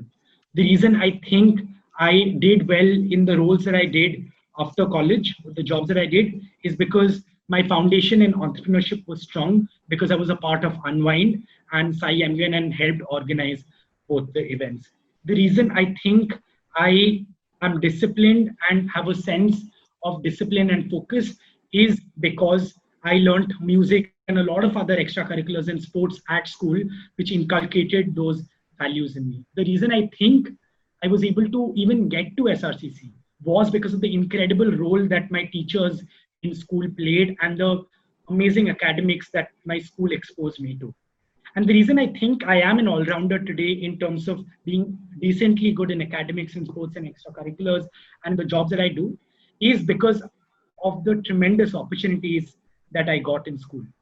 So school plays an extremely important role because it lays the foundation for everything that you do later in life. Every skill that you learn is because your school introduced you to that school, because you leveraged that opportunity in school, and hence you developed that skill. Because otherwise, for most people, and I'll tell you, I was amongst the very few people in SRCC who had a lot of the skills which I can boast of having today. Because most people were people who were brilliant in academics, who had scored a 98 or a 99% in their boards. And a lot of schools will train you to do that. But only a school like SAI will help you also become good at speaking, good in music, good in other extracurriculars, and good in almost every single aspect of life because of the amazing opportunities that your school gives you. And that's why I think the foundation that SAI gives you or a school gives you is extremely important. Yeah. Yeah, Vishal, be ready to take up. I think so many hands raised to ask question. Okay, we'll be taking all of them one by one. Abhishek Gupta. Hello, good morning, teachers. Good morning, Bhaiya. Hi, Good Sorry, Abhishek. good afternoon, Bhaiya. Good afternoon. Sorry. Bhaiya, I want to ask that can you describe your hard work you have done in class 11 and class 12? So, as a result, you got selected in SI, Sri Ram College of Commerce. Okay. So when you say describe my hard work, you mean how much effort I put in, like how many hours I studied? Yeah, how many hours you have to tell? How many hours? That is what he wants. Okay, I this should not scare you or anything. This should not like come like as a warning that if you don't study these many hours, you won't make it. But honestly, I think I studied a lot. If I had to quantify, especially in 12th, I think, see, the first point is you need to study every single day, right from day one of 12th. It's not like that you can start studying 3 months before your boards and expect to. If you want like an 80% or an 85% or 90%, you can start 2-3 months before your exams.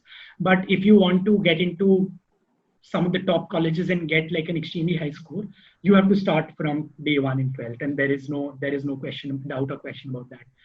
I think if I had to quantify, I would probably say that up to like October, November, after school, I would study for at least like 6 hours a day up to November.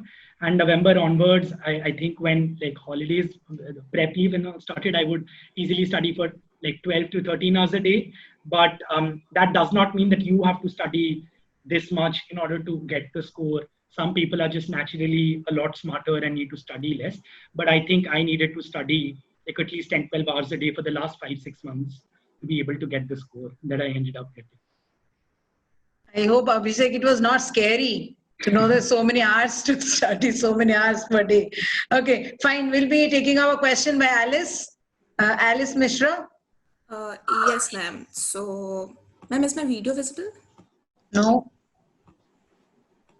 All right. So, good afternoon, sir. So, what I wanted to tell you first was I am really inspired by your talk, and I am pretty sure that all of your advices and the lessons you just talked about are going to help all of us in our future to get the things that we want to achieve. So, sir, my question to you is, we all know that we have to bridge certain gaps at different points in our life.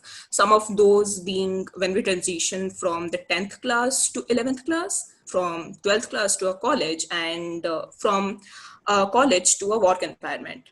Since all these environments have very specific demands and requirements of their own, what does it take to be successful in all of them despite its diversity? Right. Hi, Alice. Thank you so much for saying that the talk inspired you. I'm super glad that it did that for you. And I think that's a great question. And I would say that I would talk of two things here. One, I think, of course, you will from now on, like right after 12th, or even like from 10th to 12th to transition to college and then to work and then maybe back to college again. I think you will be part of very different atmospheres and environment. And I think the one thing that helps you kind of succeed is the foundation that you have built earlier. If you think that the skills that you have built, if you think the skills that you have developed during school are strong enough, then I think no matter where you go, no matter how challenging an atmosphere or environment you're put in, you will always end up doing well. Again, if you pick up the right skills during higher education and college, no matter what company you join, you will always be able to excel and do well. I think the second part is that you just get used to it, honestly. And I think that's the more honest answer. When you go to 11th, it might seem like a very different life from what you had till 10th. It takes some time, but you get used to it. When you go to college, it takes some time, but you get used to it. And I think people who end up excelling are people who get used to things faster, who accept that change and who realize that this is the new world and the new life that I have to be a part of, and embrace that change and quickly adapt to the new environment that they are a part of. But this adaptation happens only when your foundation that you have built as part of your school is strong, or during college is good. Yeah, thank you, Vishal. Next we take up Nishant Swayam Prakash. So, good afternoon. And so my question was that we get into some really bad uncertainties no matter how much you plan, right? And that is the reason why we have backup plans. But what if the backup plans doesn't work and we get completely lost? It is a human tendency, like everyone has gone through this. And would you like to share some experience of that, like when you got lost or something like that? And I just want to know that. That's my question. Right. Hi, Nishant. Thank you so much for that question. And I think this is a great question because it's really important to know how to navigate through this. Like, to be honest, I'll tell you, you just need to play it smart, and I'll tell you what it means by playing it smart. Like, I have been, touchwood, very lucky that way that I haven't been in that position where I've been completely lost. And the reason is not because I'm very smart or anything. It's because I've played my cards well. And I'll tell you what I mean by that. When I say a backup plan, I had like, I'll tell you, I had like 5 backup plans when I was in 12th. My primary plan was to get through SRCC. But apart from that, I'd applied to 5 or 6 different universities in different parts of the world, which require different things. Make sure that of your backup plans, at least 1 or 2 plans are safety plans. When I say safety plans, they are plans that you're 100% sure that you'll make it. Again, they might not be as amazing as your dream plan. They might be 80% of what your dream plan is, but they will still be good. They will still be good opportunities for you to pursue. So you will never be in that space where you feel completely lost. If you have planned so well that you have multiple backup plans and a safety plan, so that no matter what, you at least have one option that you can go forward to. And that's what I've always believed in. So even while applying for companies, right? Like I said, my primary plan was to apply to get a management consulting job. My backup plan was that I was interviewing with an investment bank where I almost had an offer, like I at least verbally had an offer. And the backup plan beneath, like even my safety plan was, I was also applying to companies off campus through people that I knew, or like people I reached out to through LinkedIn and other platforms. And to companies that I thought were not as great as my primary plan, but at least which would at least give me a job if I completely get lost and if I don't get through my dream plan and through my backup plan. So always have multiple plans and have a safety plan, and just play your cards well. And I don't think you'll ever be in a position where you're completely lost. Yeah. Next, Vishal, Purvasa Sarangi. Hello, Vishal. This is Purvasha. I had to ask you that, do you think if you would have done like international university, if you had gone there, then you would have like your success would have been much way more than that thing like you are in right now, the position you are in right now? Okay, honestly, I don't know the answer to that because I don't know what the outcome would have been if I would have gone abroad. But what I can tell you is that maybe I think I'm better off that I went to SRCC. Of course, there is no way for me to know, right? Because I never went for the other opportunity. So I don't know what outcomes I would have received. But like I can very confidently say that I was extremely happy with all the opportunities that I got at SRCC. And I think that that's what should matter. That the place that I finally went to, I had the best of opportunities, I had the best access to everything that I wanted to. And I wouldn't have it otherwise. Like if I had to go back and make my decision again as to whether I would go to SRCC or a foreign university where I had admits from, I would still choose to go to SRCC. This time, not because it's my dream college, but because I'm fully aware of the amazing opportunities and platform that SRCC is, and the kind of peer group that you get when you're part of such a brilliant college, and the network that you make when you're part of such a great college. Because I can very confidently say that almost every single person from my batch in SRCC, 15 years down the line, will be doing something great. at least 50 people from my batch in SRCC will be CEOs of multinationals across the world. And I will be extremely blessed to be a part of SRCC then, because I will know people personally who are like the CEOs of multinationals and leading global organizations across the world. And I don't think that would have happened if I would have gone to any other college in the world. Yeah, Vishal, I think this reminds me of the poem Road Not Taken. If you remember, two roads diverged in a yellow wood, and I was the only traveler but having two roads. Yeah, I just remembered as she told the question. Yes, we'll take up the question by Lokik Nanda. Good afternoon, ma'am. Good afternoon, Vishal Bhaiya. So I wanted to ask that what is your view about the new education policy that has been introduced, that is the 5+4+4+3? Is that like the students going to be benefited with it? Are we going to introduce like some new professions, some unconventional professions are going to be introduced? What's your view on that? So honestly, I think the new education policy is great in many ways, and of course there is a lot of scope for improvement in some ways. It's great in many ways because I think there are a lot of fundamental changes that have been brought about in the new education policy, primarily because the new education policy came almost after like 30 years finally. So like people thought of the education sector more seriously and brought about changes very actively. I think I'm not sure how much the 5+4+4+3 thing will help, or how much like the mother tongue influence that the new education policy requires you to have till grade 5 will help. So maybe there are areas where there is further scope for improvement, but I think there are several areas where the new education policy has done a great job, especially in terms of higher education, because now there is a credit system that has been introduced. That's number one, which is very similar to what's there in the West and some of the best universities in the world. Second, it gives you the option of going out of university and taking a gap year in the middle of university and pursuing something else. Let's say you want to start up, pursue entrepreneurship or do something else. It gives you that flexibility to do it. Third, even in 11th and 12th, it gives you the diversity of those options, right? Like now the definition of stream becomes even more diluted because you can take a physics with accountancy, with French and with some other subject, right? So you can truly pursue, and this is very similar to what international curriculums like IB and IGCSE propose. So you can now really pursue subjects which you truly feel connected to and do the best in these subjects. So of course, the new education policy in these fronts is great.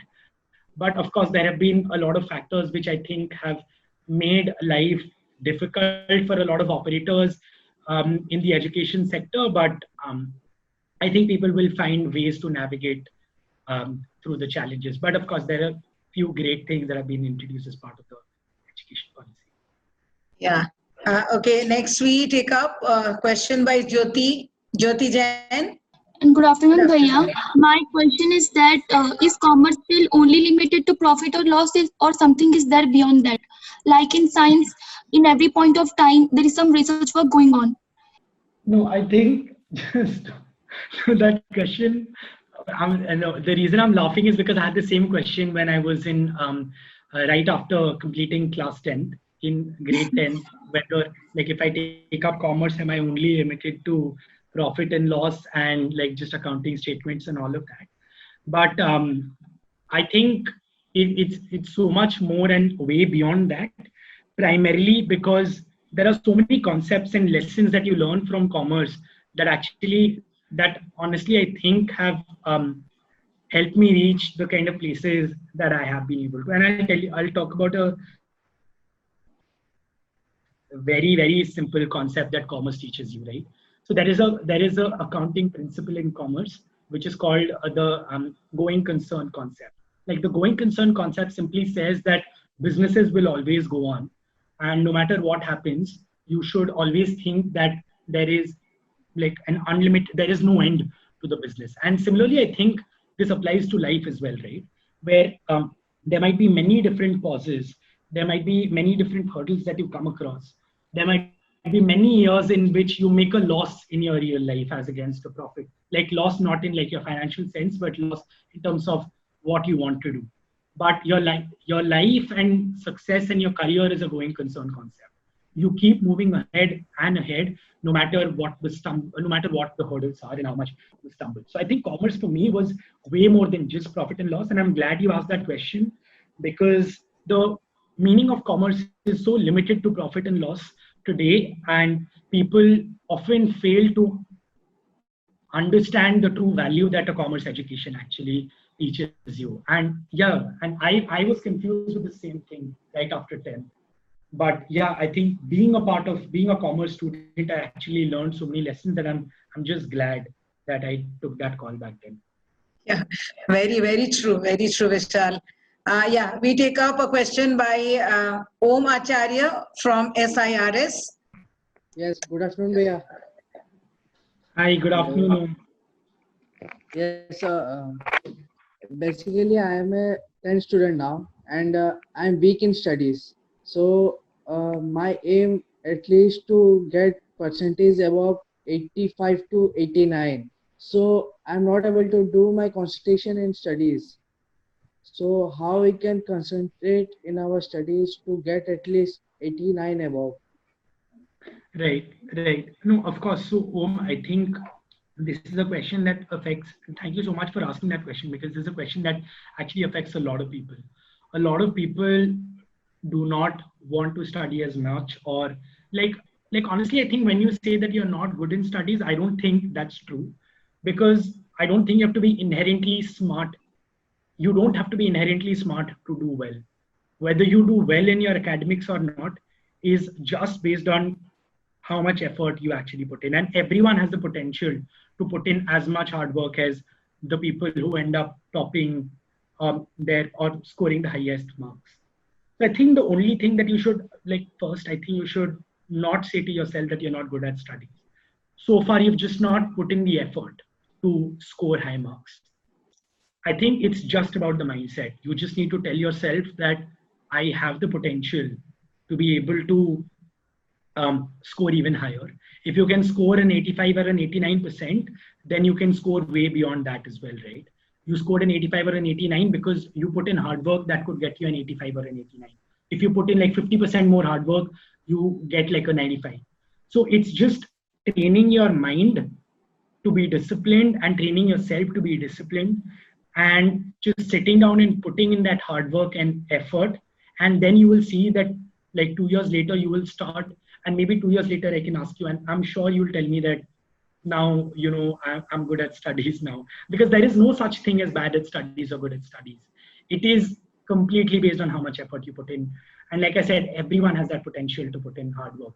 It's just about training your mind to be able to concentrate and do and perform that work. And you just have to inculcate that discipline in yourself, and it's nothing else. And you will be good at studies. Yeah, it's just that tell yourself that I can do it. Then you can do it. Yeah, that's what is required. We'll be taking a question by Sneha Sucharita. Good afternoon. I am a commerce student and I'm currently reading in 11th standard, and I'm really looking forward to do something in the education field. But I'm not really aware of the scopes in the education line. And the only thing that I know about it is lectureship or teaching. So could you just briefly say what are the opportunities in the education field? Sure. So that's a great question. And I think it's amazing because for a lot of people, they don't understand how many opportunities education, like pursuing a career in education or being in the industry of education can offer to you. And of course, you'll explore a lot of opportunities as you start going to college and then pursuing higher education and all of that. But okay, so like top of my mind, the kind of opportunities that I can think of, one is of course teaching.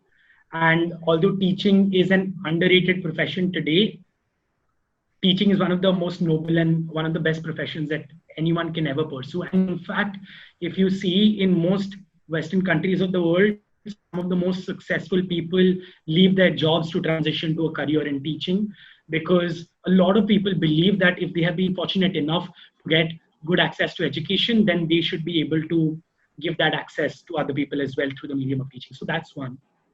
Second is there are so many edtech startups today, right? By tech, I mean education technology startups, right? There are online companies in the field of education. There are companies that are teaching coding. There are companies that are teaching English online. There are companies that are practically running entire schools online, right? And the only role you play here does not have to be that of a teacher. You can, one, start this company on your own.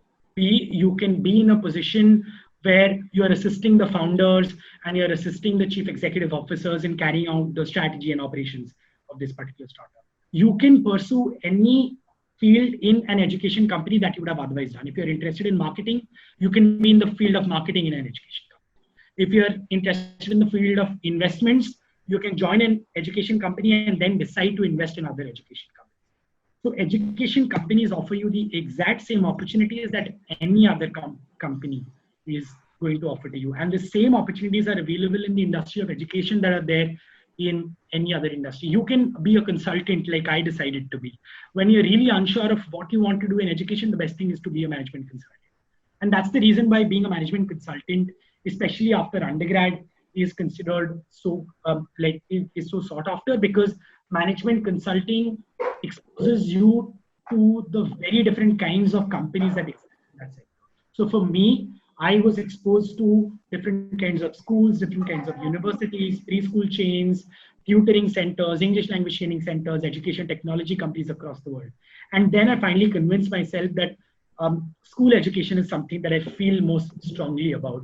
And I want to get involved with people who and help them manage a school. And that's why I took the next step in my career and decided to join the African Leadership Academy, which is a school in South Africa.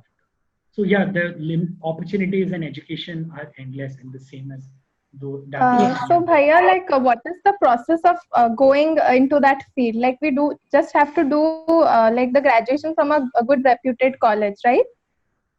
Yeah, you can pursue an undergraduation in anything. You can pursue an undergraduation in engineering, in commerce, in arts, in anything that you want to. Like, you know, the biggest advantage of going to a good college is your stream does not define what opportunities you will get. If you go to a reputed college, irrespective of what stream you pursue, you will have access to every single opportunity. Like, think about this in Parthenon. Management consulting is generally, like, people say, if you've studied commerce, you will be better at management consulting because you understand business is better.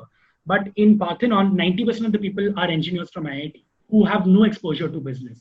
The reason they are hired is because of their amazing analytical skills, right? In another consulting firm or in like tech companies today, there are so many tech companies which hire people who have studied business as product managers, who are like, no one would have imagined 10 years later that after pursuing an undergraduation or a post-graduation in business, you can take up a job in an Amazon as a product manager. But that is possible today, where you start managing products within a tech company. So a stream is not going to define what opportunities you get.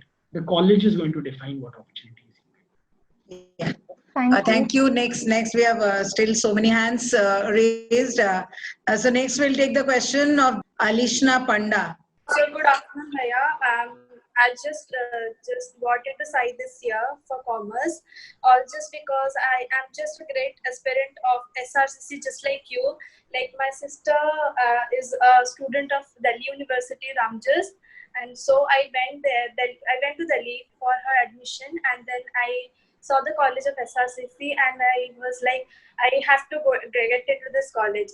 So I want you to share your experience.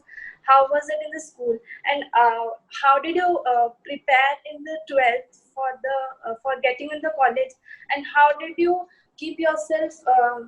How did you protect? How did you not get distracted by so many things? Like in this age, there is so much of distraction, the phone and friends. How did you protect yourself from all this, and you succeeded? Sure. Thank you so much, Alishna. And it's great that you want to go to SRCC and that your sister went to Ramjas. Ramjas is a great college as well.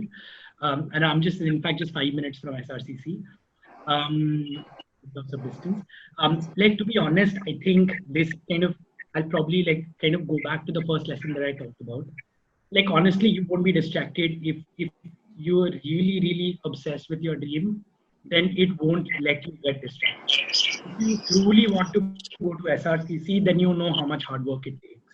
And if you truly want to go to SRCC, then you know that there is no scope to get distracted. You can't get, of course, you can take breaks once in a while, but there is no scope to get distracted because you know that if you don't study or don't put in that work, then there are 500 other people who will work more than you and get through those 500 seats that are there at SRCC.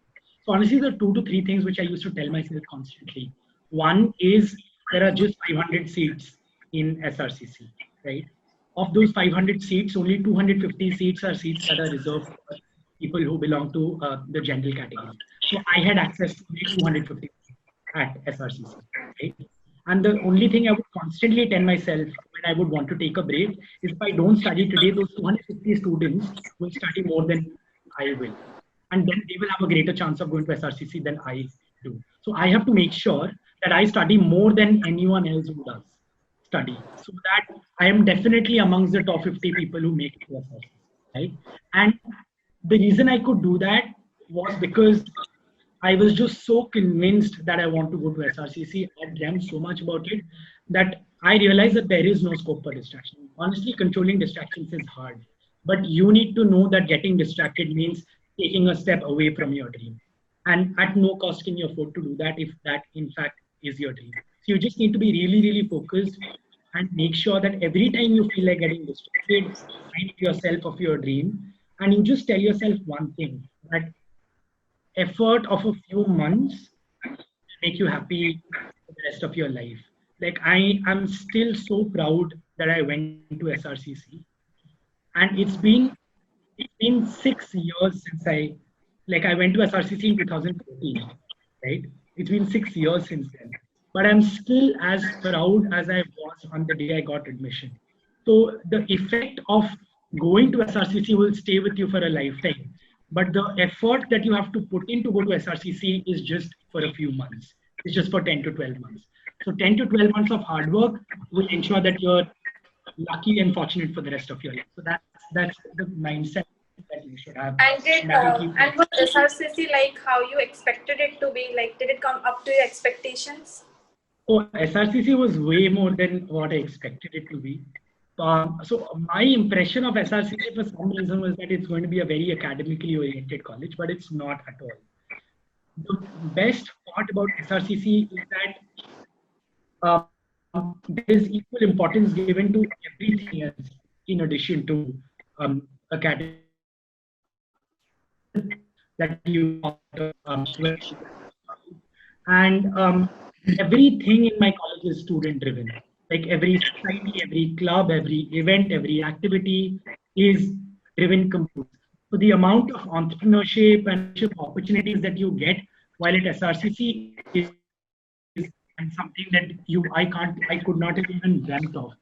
And most importantly, the kind of people I met at SRCC, I did not know I would meet people who were so amazing and so smart yet so humble, and who were so aspirational. Yeah. Inspired to do so well. So yeah, I think. Yeah, Vishal will take up the next question by Tarun.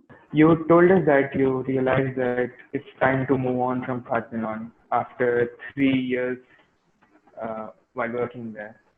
So I wanted to ask that how did you discover that you had to move on? How did you get to know that it's time to move on?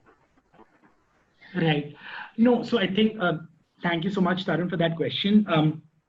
Okay, I'll tell you the reason. So I always knew that I wanted to use management consulting as a platform to get to other things in life. And that's what consulting is about, honestly. So of course, there are a lot of people who stay in consulting for 10 years, 12 years, and never decide to do anything else. But for me, I wanted to move on and create, be part of operations of another company. Consulting has its own merits, but the only demerit of consulting is that you never work with one company for a very long period of time. You work with a company for 2 months and then you work with another company, another client, for 2 months, and then with another client for 2 months. To really understand the depth of operations of any business, you need to be part of a single company and be part of operations of that company. And I had started realizing this 2.5 years later, especially when I did that 6 months stint with the founder of Ashoka University and ISB, Dr. Pramod Sinha, There I was part of a single startup, and I helped him build that startup. And that's when I realized that what I enjoy more is being part of a company where I am able to manage operations of that company. And that is when I realized that I want to take the next step. And I had realized that I had procrastinated my exit for too long. And so I kind of sat down and looked at opportunities where I could be involved in education, but in the more operation side of things. Yeah. Thank you, Tarun. Next we take up Anurag Patnaik. Good afternoon, Vishal Bhaiya. So, in a professional life, you have also worked as chief of staff. So, what are some key qualities to become a leader, create a team, and also able to manage the team and bring out the best out of them, and as a whole, we move forward to get better success. Right. Sure, Anurag. I think that's a great question, and it's a really difficult question to answer because I still think I'm still actively learning as to how to manage people and manage team and lead teams. And I'm very fortunate I have been able to get some of those opportunities at work, but I'm still on that learning curve where I'm learning constantly.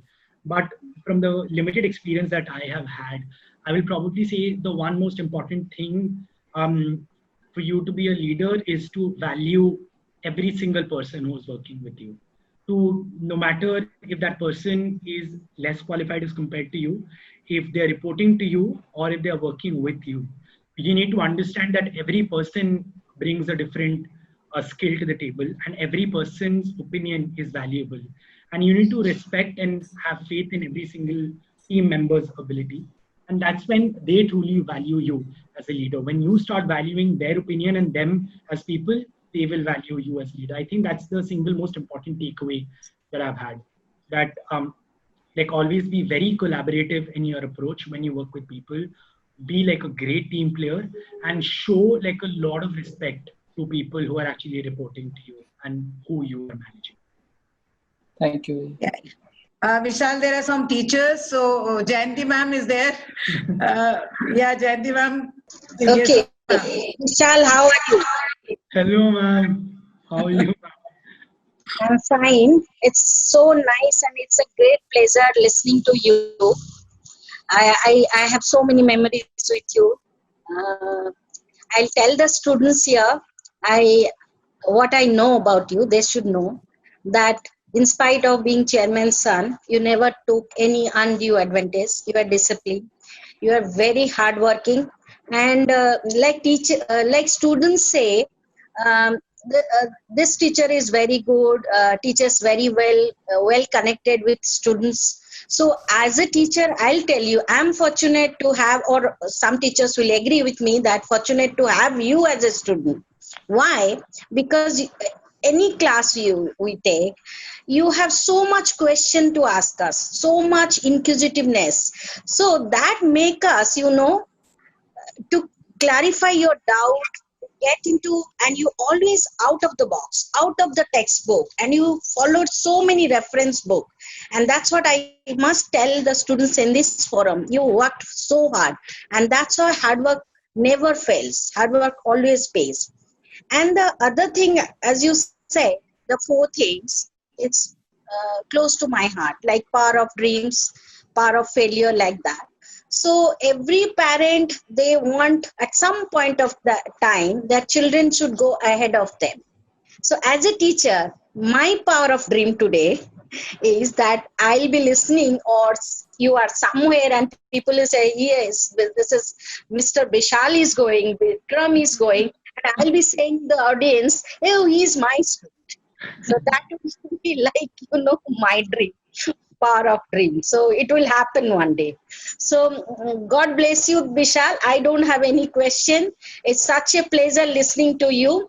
God bless you and achieve all those dreams, whatever you have thought of. Thank you so much, Jayanti ma'am. And this is like, I'm honestly almost in tears because of those words. Thank you so much. And it's been such a blessing to learn from you. And I can never thank the teachers of SAI and you and everyone else who taught me in 11th and 12th enough for all the hard work. Like, I think Jayanti ma'am, you put in as much hard work for me as much as I did for myself. And thank you so much for that. And I'm extremely lucky that I keep going back to school, that I keep meeting all of you every now and then. And I'll always be very grateful for everything that I've done. Be humble, be a good human being, and achieve all your success. Our blessings are with you, and thank you. Thank you, Madhusmita. Yeah, ma'am. thank you, ma'am. I think Somadeep, I think he got disconnected. One of our students, Somadeep, are you there? Yes, Yeah, good Somadeep, go afternoon, sir. ahead. Yeah. I'm very inspired by your talk. My question to you is that what special thing did you notice in the curriculum of SRCC? And if a student does not get the chance in SRCC, what can be the rejuvenable sites that they can upgrade? No, so I'll tell you. So I think this is a great question. And so Amirdeep, I think like in today's world, even if whether you go to SRCC or some other college, the world of online education is so prevalent now that you can always keep upskilling yourself with a lot of courses that are available from universities across the world. Like when I was in college, platforms such as Coursera or Upgrad, which are companies that you should probably explore now. These companies have courses from Harvard, from Wharton, from Stanford, MIT, etc. Short courses that you can take up on the weekend that make you like way better than what you are. But I think every single student should take full advantage of the online education opportunities that are now available. So if you of course if you're lucky enough to go to SRCC, that's great. But I still think that there is so much of education and learning that you can get beyond SRCC. Or if you go to any other college, there is so much beyond that. And with your laptops in front of you and with a good internet connection, you can learn lessons and courses from practically every university of the world. So yeah, honestly, like college now seems more like a platform, like a platform that gives you access to opportunity, but real education you will get from a lot of other places, even if you don't go to the best college. Thank you, sir. Yeah, thank you. We have Maika again. Maika, are you? Good afternoon, sir. I'm sorry about the technical glitches that kept happening. Okay, so I was hearing your talk, and I really admire your drive that you have to achieve admissions in SRCC. Now, when I first started exploring colleges, I want to pursue psychology, and I came to a conclusion that Lady Shri Ram is the best place, and it's at par with SRCC. But at that time, I felt like it was too much to work for, and it was too competitive.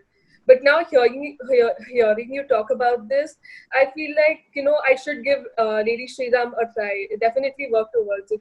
So right now I'm in 12th grade and it's August already. So is it too late to start working very hard towards it, or is there still time for me?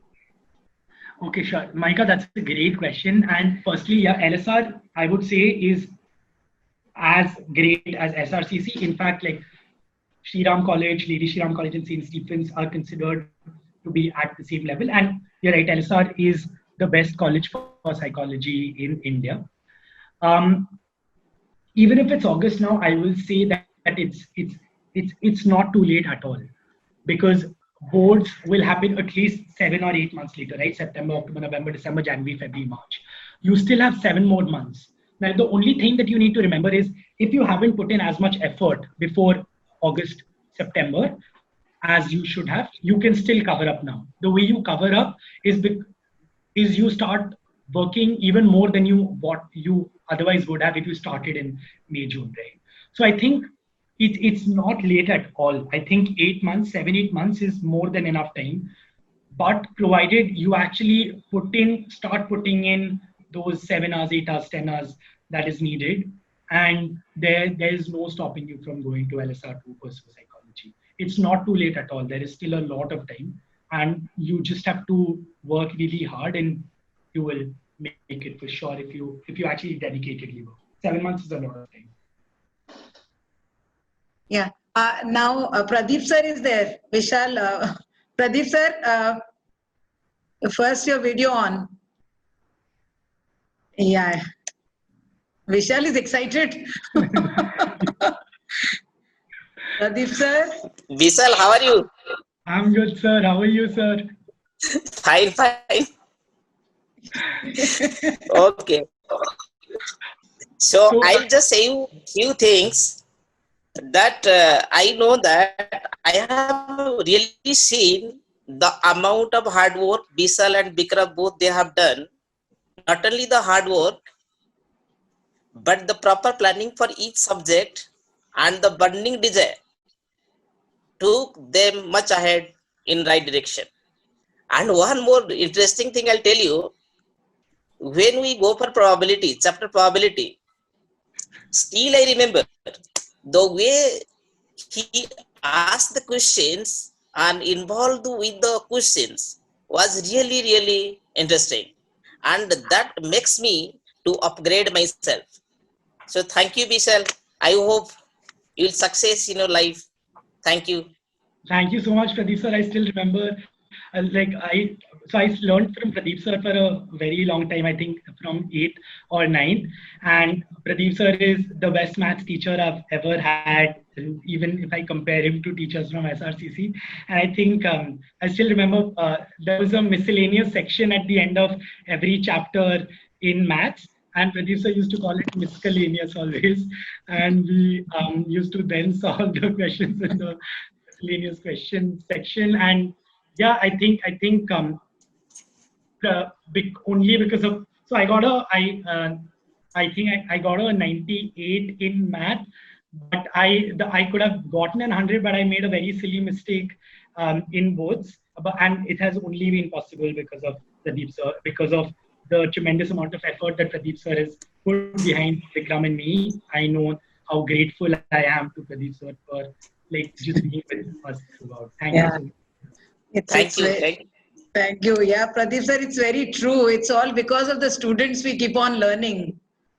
And what Vishal has said, yes. Vinati ma'am is there. Vinati ma'am. Hi, Vishal. Hi, ma'am. I'm feeling so nice to see you after some years. I have been hearing you for the last 2 hours or more than that. I think this is the longest alumni talk we have had till now. So many questions, and there is no doubt about your articulation, because this is there. I've been seeing you for the last 10 years. We were there together for the Reading Rainbow project, and although I haven't taught you directly in your section, I used to teach in 2014. 11. You were in class 10, but I haven't taught you directly. But the kind of personality you are, I just want to tell the scientists about that. You told a lot of mantras about how to be successful. You told your success stories and your dreams, and the scientists have learned a lot from you today. Many of them must have been inspired by you, and you, with your cool smile and your calm and composed way, you have answered everything, not more or not less. The most appropriate answer. That's wonderful. But part of your personality that hardly, many people know, but I want to repeat it. I'd love to repeat it. Like Chairman Sir said that half of the teachers and students didn't know that you and Vikram are his sons. It is true. And also, whenever you see any teacher, you touch their feet, and your humility is really exemplary. I have been giving examples of you boys to many other people with no airs and no showing off or anything. Getting success is not only academic excellence. That's what I want to pass on a message about you to the seniors, that it's not the academic excellence only that can give you success. It's a personality grooming, the humility, the kind of thing that you remain grounded, and you both are always so grounded. Hats off to the grooming that you have got at home. I really appreciate that always. So seniors, learn to be a good human being in order to be successful. It's not the academic excellence only or the background you have. It's your personality also. Be a human being, good human being, to be a good person and be a good and successful person in life. Thank you, Vishal. It was wonderful listening to you. Thank you so much, Vinati ma'am. And That it was extremely nice to hear that from you. And yeah, although I've never been as part of your class directly, but yeah, I worked with Vinati ma'am in Reading Rainbow and some of the projects that I did in school, and it's always been a great time working with you, ma'am. I think it's because of blessings of teachers like you who have always been there to bless me that I have been able to achieve the little bit of things that I have been able to achieve. And thank you so much. Thank you very Vinati much. ma'am, Vinati ma'am very aptly said, whatever you have said, it's very true about Vishal and Vikram. And yes, we children have to learn a lot from them. Vishal, we have Subudhi sir. Yes, sir. Vishal Sir beta, is in how are school. you? Hello, sir. How are you? Fine, beta, fine. And beta, just I like to say one thing. You people have brought a big change to our CA foundation class also, beta. Both you and Bikram has scored distinction for the first time in our school, and that is the laurel that you have got.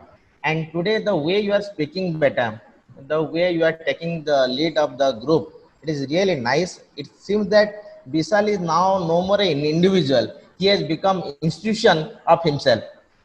Thank you, beta. Great. Thank you very much. Thank you so much, Subudhi sir. I think so. We used to go for CPT classes to Subudhi sir, and Subudhi sir also taught us accounts for a really long time. And it's Subudhi sir has again. I think the best part about Subudhi sir is he's so encouraging, and he's always motivated us so much that like if you like feel really low and you talk to Subudhi sir, he always tells you that he praises you so much and he motivates and encourages you so much that you start feeling super confident again. And I'm very thankful to Subudhi sir for that. Thank you. That's so nice of you. Yes. Not an individual, but an institution, Vishal. Mark his words. Vishal, we have Ashutosh sir. Hello, Vishal. I can hear you, sir. I can hear you. बहुत भल लगिला भगवान मंगल करंतु आगो को बढ़ी चला. Thank you so much, sir. And Ashutosh sir. God bless you. Thank you so much, sir. And Ashutosh sir, my brother and I, Vikram and I, have spent so much time learning from Ashutosh sir. And I think the best part about Ashutosh sir is whenever we would have a doubt. With accounts, I think we used to follow two main books. We used to follow P.C. Tulsian and T.S. Grewal. And whenever we would have a doubt, he would directly call P.C. Tulsian and get that doubt cleared from him. And if there was any inconsistency in the book, Ashutosh sir would directly call P.C. Tulsian. And it's been such a great opportunity learning from Ashutosh sir. And I'm so grateful that I got an opportunity to be learning from Ashutosh sir. He has put in so much effort for Vikram and me, and for us to be able to get such high marks in accounts, and I'm extremely grateful that I could learn from him. Yeah, I thought Ashutosh sir to be the last one, but then we have Jaisurya sir and Madhushmita Nanda ma'am here. Nanda ma'am, yes ma'am. Yes, Vishal, I hope you are, it was actually mesmerizing listening to you, beta. I'm just speechless. From starting till now, I had been listening to you and I remembered each and every minute things that you did in the entire class. God bless you, beta. Lots of love from all of us. God bless. Thank you so much, ma'am. Thank you so much, ma'am. And honestly, ma'am, thank you so much for, I know that Vikram and I used to trouble you a lot with our questions and just ask too many questions for everything. Yes. You've always been a part of, but thank you so much for always being super patient and answering all our questions. And it's been such a great opportunity to learn from you, ma'am. Thank you so much. And the only reason we could do so well in economics, both Vikram and me, was because of everything that you taught us. And I still remember that the 2-3 marks that we lost were because in Sandeep Garg, there was a national income question which was written the way that we also wrote it the same way, but then in the Yes, CBSE yes. board we actually did something else. But then it was absolutely fantastic learning from you, ma'am. Thank you so much. Yeah, good, good. Now Jaisurya sir is all set with his video on, so I'm unmuting him. Hi, Vishal. Great. Hello, sir. Bonjour. Bonjour, bonjour. The thing is, I remember I just called you three, you, Vikram, and Karan, three musketeers. Yeah. And you remember that, and in our class. So you were the three musketeers. I found one musketeer today. So I'm hoping to find the two others. That was really great. I mean, you have become a man, really. I mean, the way you spoke, it's not that. I mean, I learned a lot. It's, giving back. It was like giving back. It was so interesting, very informative, and oops, wow, you have grown. And I remember those days, those biscuit days, and that was, one of the great classes. The interaction we had with you all, that was superb. Maybe less of learning and lot of interaction. That was. Thank you so much, sir. Thank you so much, sir. I remember Karan, Vikram, and we studied French from you for 2 years, and we've just created so much trouble for Jaisurya sir for those 2 years. Jaisurya sir was always super patient, and he was like sir said, it was less about learning and more about like honestly life lessons and interactions that we had with Jaisurya sir. And the little bit of French that I still remember is because of Jaisurya sir, and thank you. Merci, monsieur, au revoir. Yeah. Yeah, so here we come to the I end think, of. I Yes, think before Madhusmita closes down, I am speechless. Primarily because I think most of you do not know. I had made to SRCC, but I could not go and read there because I did not have money. My parents could not afford to send me to SRCC and study. So that day, I had decided that my unfulfilled dream will be fulfilled by my sons. And today, not only having seen both Vishal and Vikram graduating from SRCC, but the way they are building their path, the way they are able to hold people for last 2.5 hours, I think I do not have any doubt in my mind that they are going to probably overtake me in every aspect of life. And I am so grateful to all teachers for blessing them, bless them, so that I will be known in their name in times to come. I'm so very grateful to God for giving us such beautiful three jewels, Vishal, Vikram, and Vijisa. And I'm also extremely grateful to God for giving such a lovely family with my wife, where let me tell you one more secret, of our family. We always have try to have breakfast, lunch, and dinner together wherever whenever we get time, and that's the best place where we discuss everything. And there, what we discuss is either I convince them or they convince me. So we always put it like a life's game, and I try to convince them. If they are convinced, it's fine. Otherwise, they convince me, I am convinced. And at the end of the day, we find that we, after these discussions, we create such solutions which are exemplary. And I am very very grateful to God to have given me such beautiful family. And thank you all for your blessings. God bless you. And I'd just like to say that I'm just extremely lucky because so all of you must have attended the chairman talk sessions that keep happening now in the lockdown online, and even the talks that happen in school. Imagine that I'm so lucky that I get to hear those chairman sir talks almost every day during every meal. of that I have, and I'm just extremely lucky that with this whole lockdown, I've spent almost the past 4-5 months at home with my family now, with both my father and my mother. And because I don't know the next time when I'll get to spend so much time with them and be at home for so long, and I'm just so lucky to have been here in Bhubaneswar with my parents now. And let me tell you like a little bit of secret, like the 4 lessons that I kind of talked about today, they're all lessons that I have actually learned from my father, because the power of dreams is something which I learned from my father from the time I joined SAI. Because remember, obviously all of you know the song Ashai that he makes everyone listen to whenever he gives a talk. Ashai essentially means hope, to have hope and dream. And that's where I learned the power of dream from.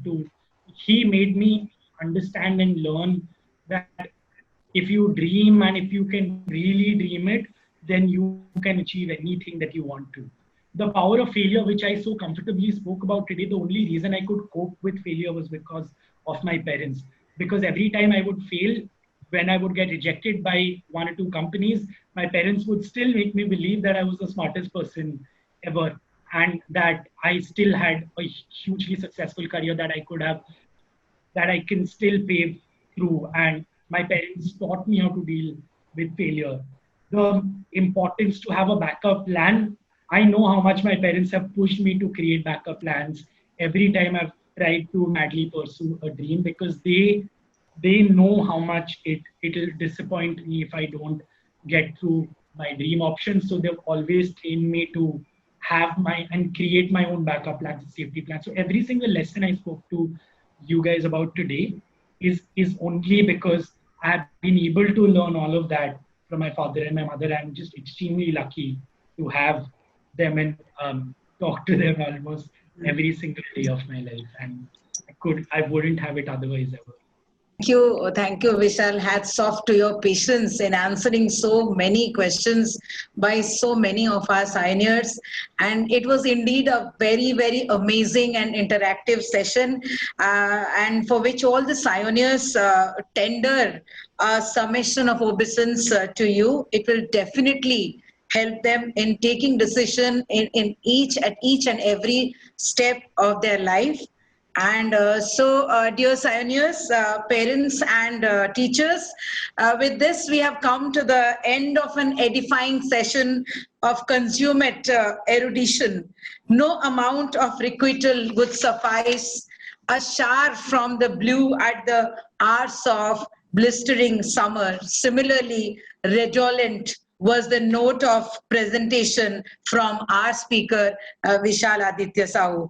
And for all these, we are very thankful to our founder and mentor, our chairman, sir, who has been on the march to expedite opportunities undreamed of for all of you. And thank you all.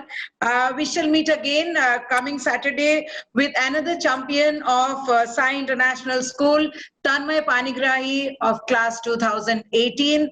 Till then, goodbye and thank you all. Thank you so much, ma'am. Thank you.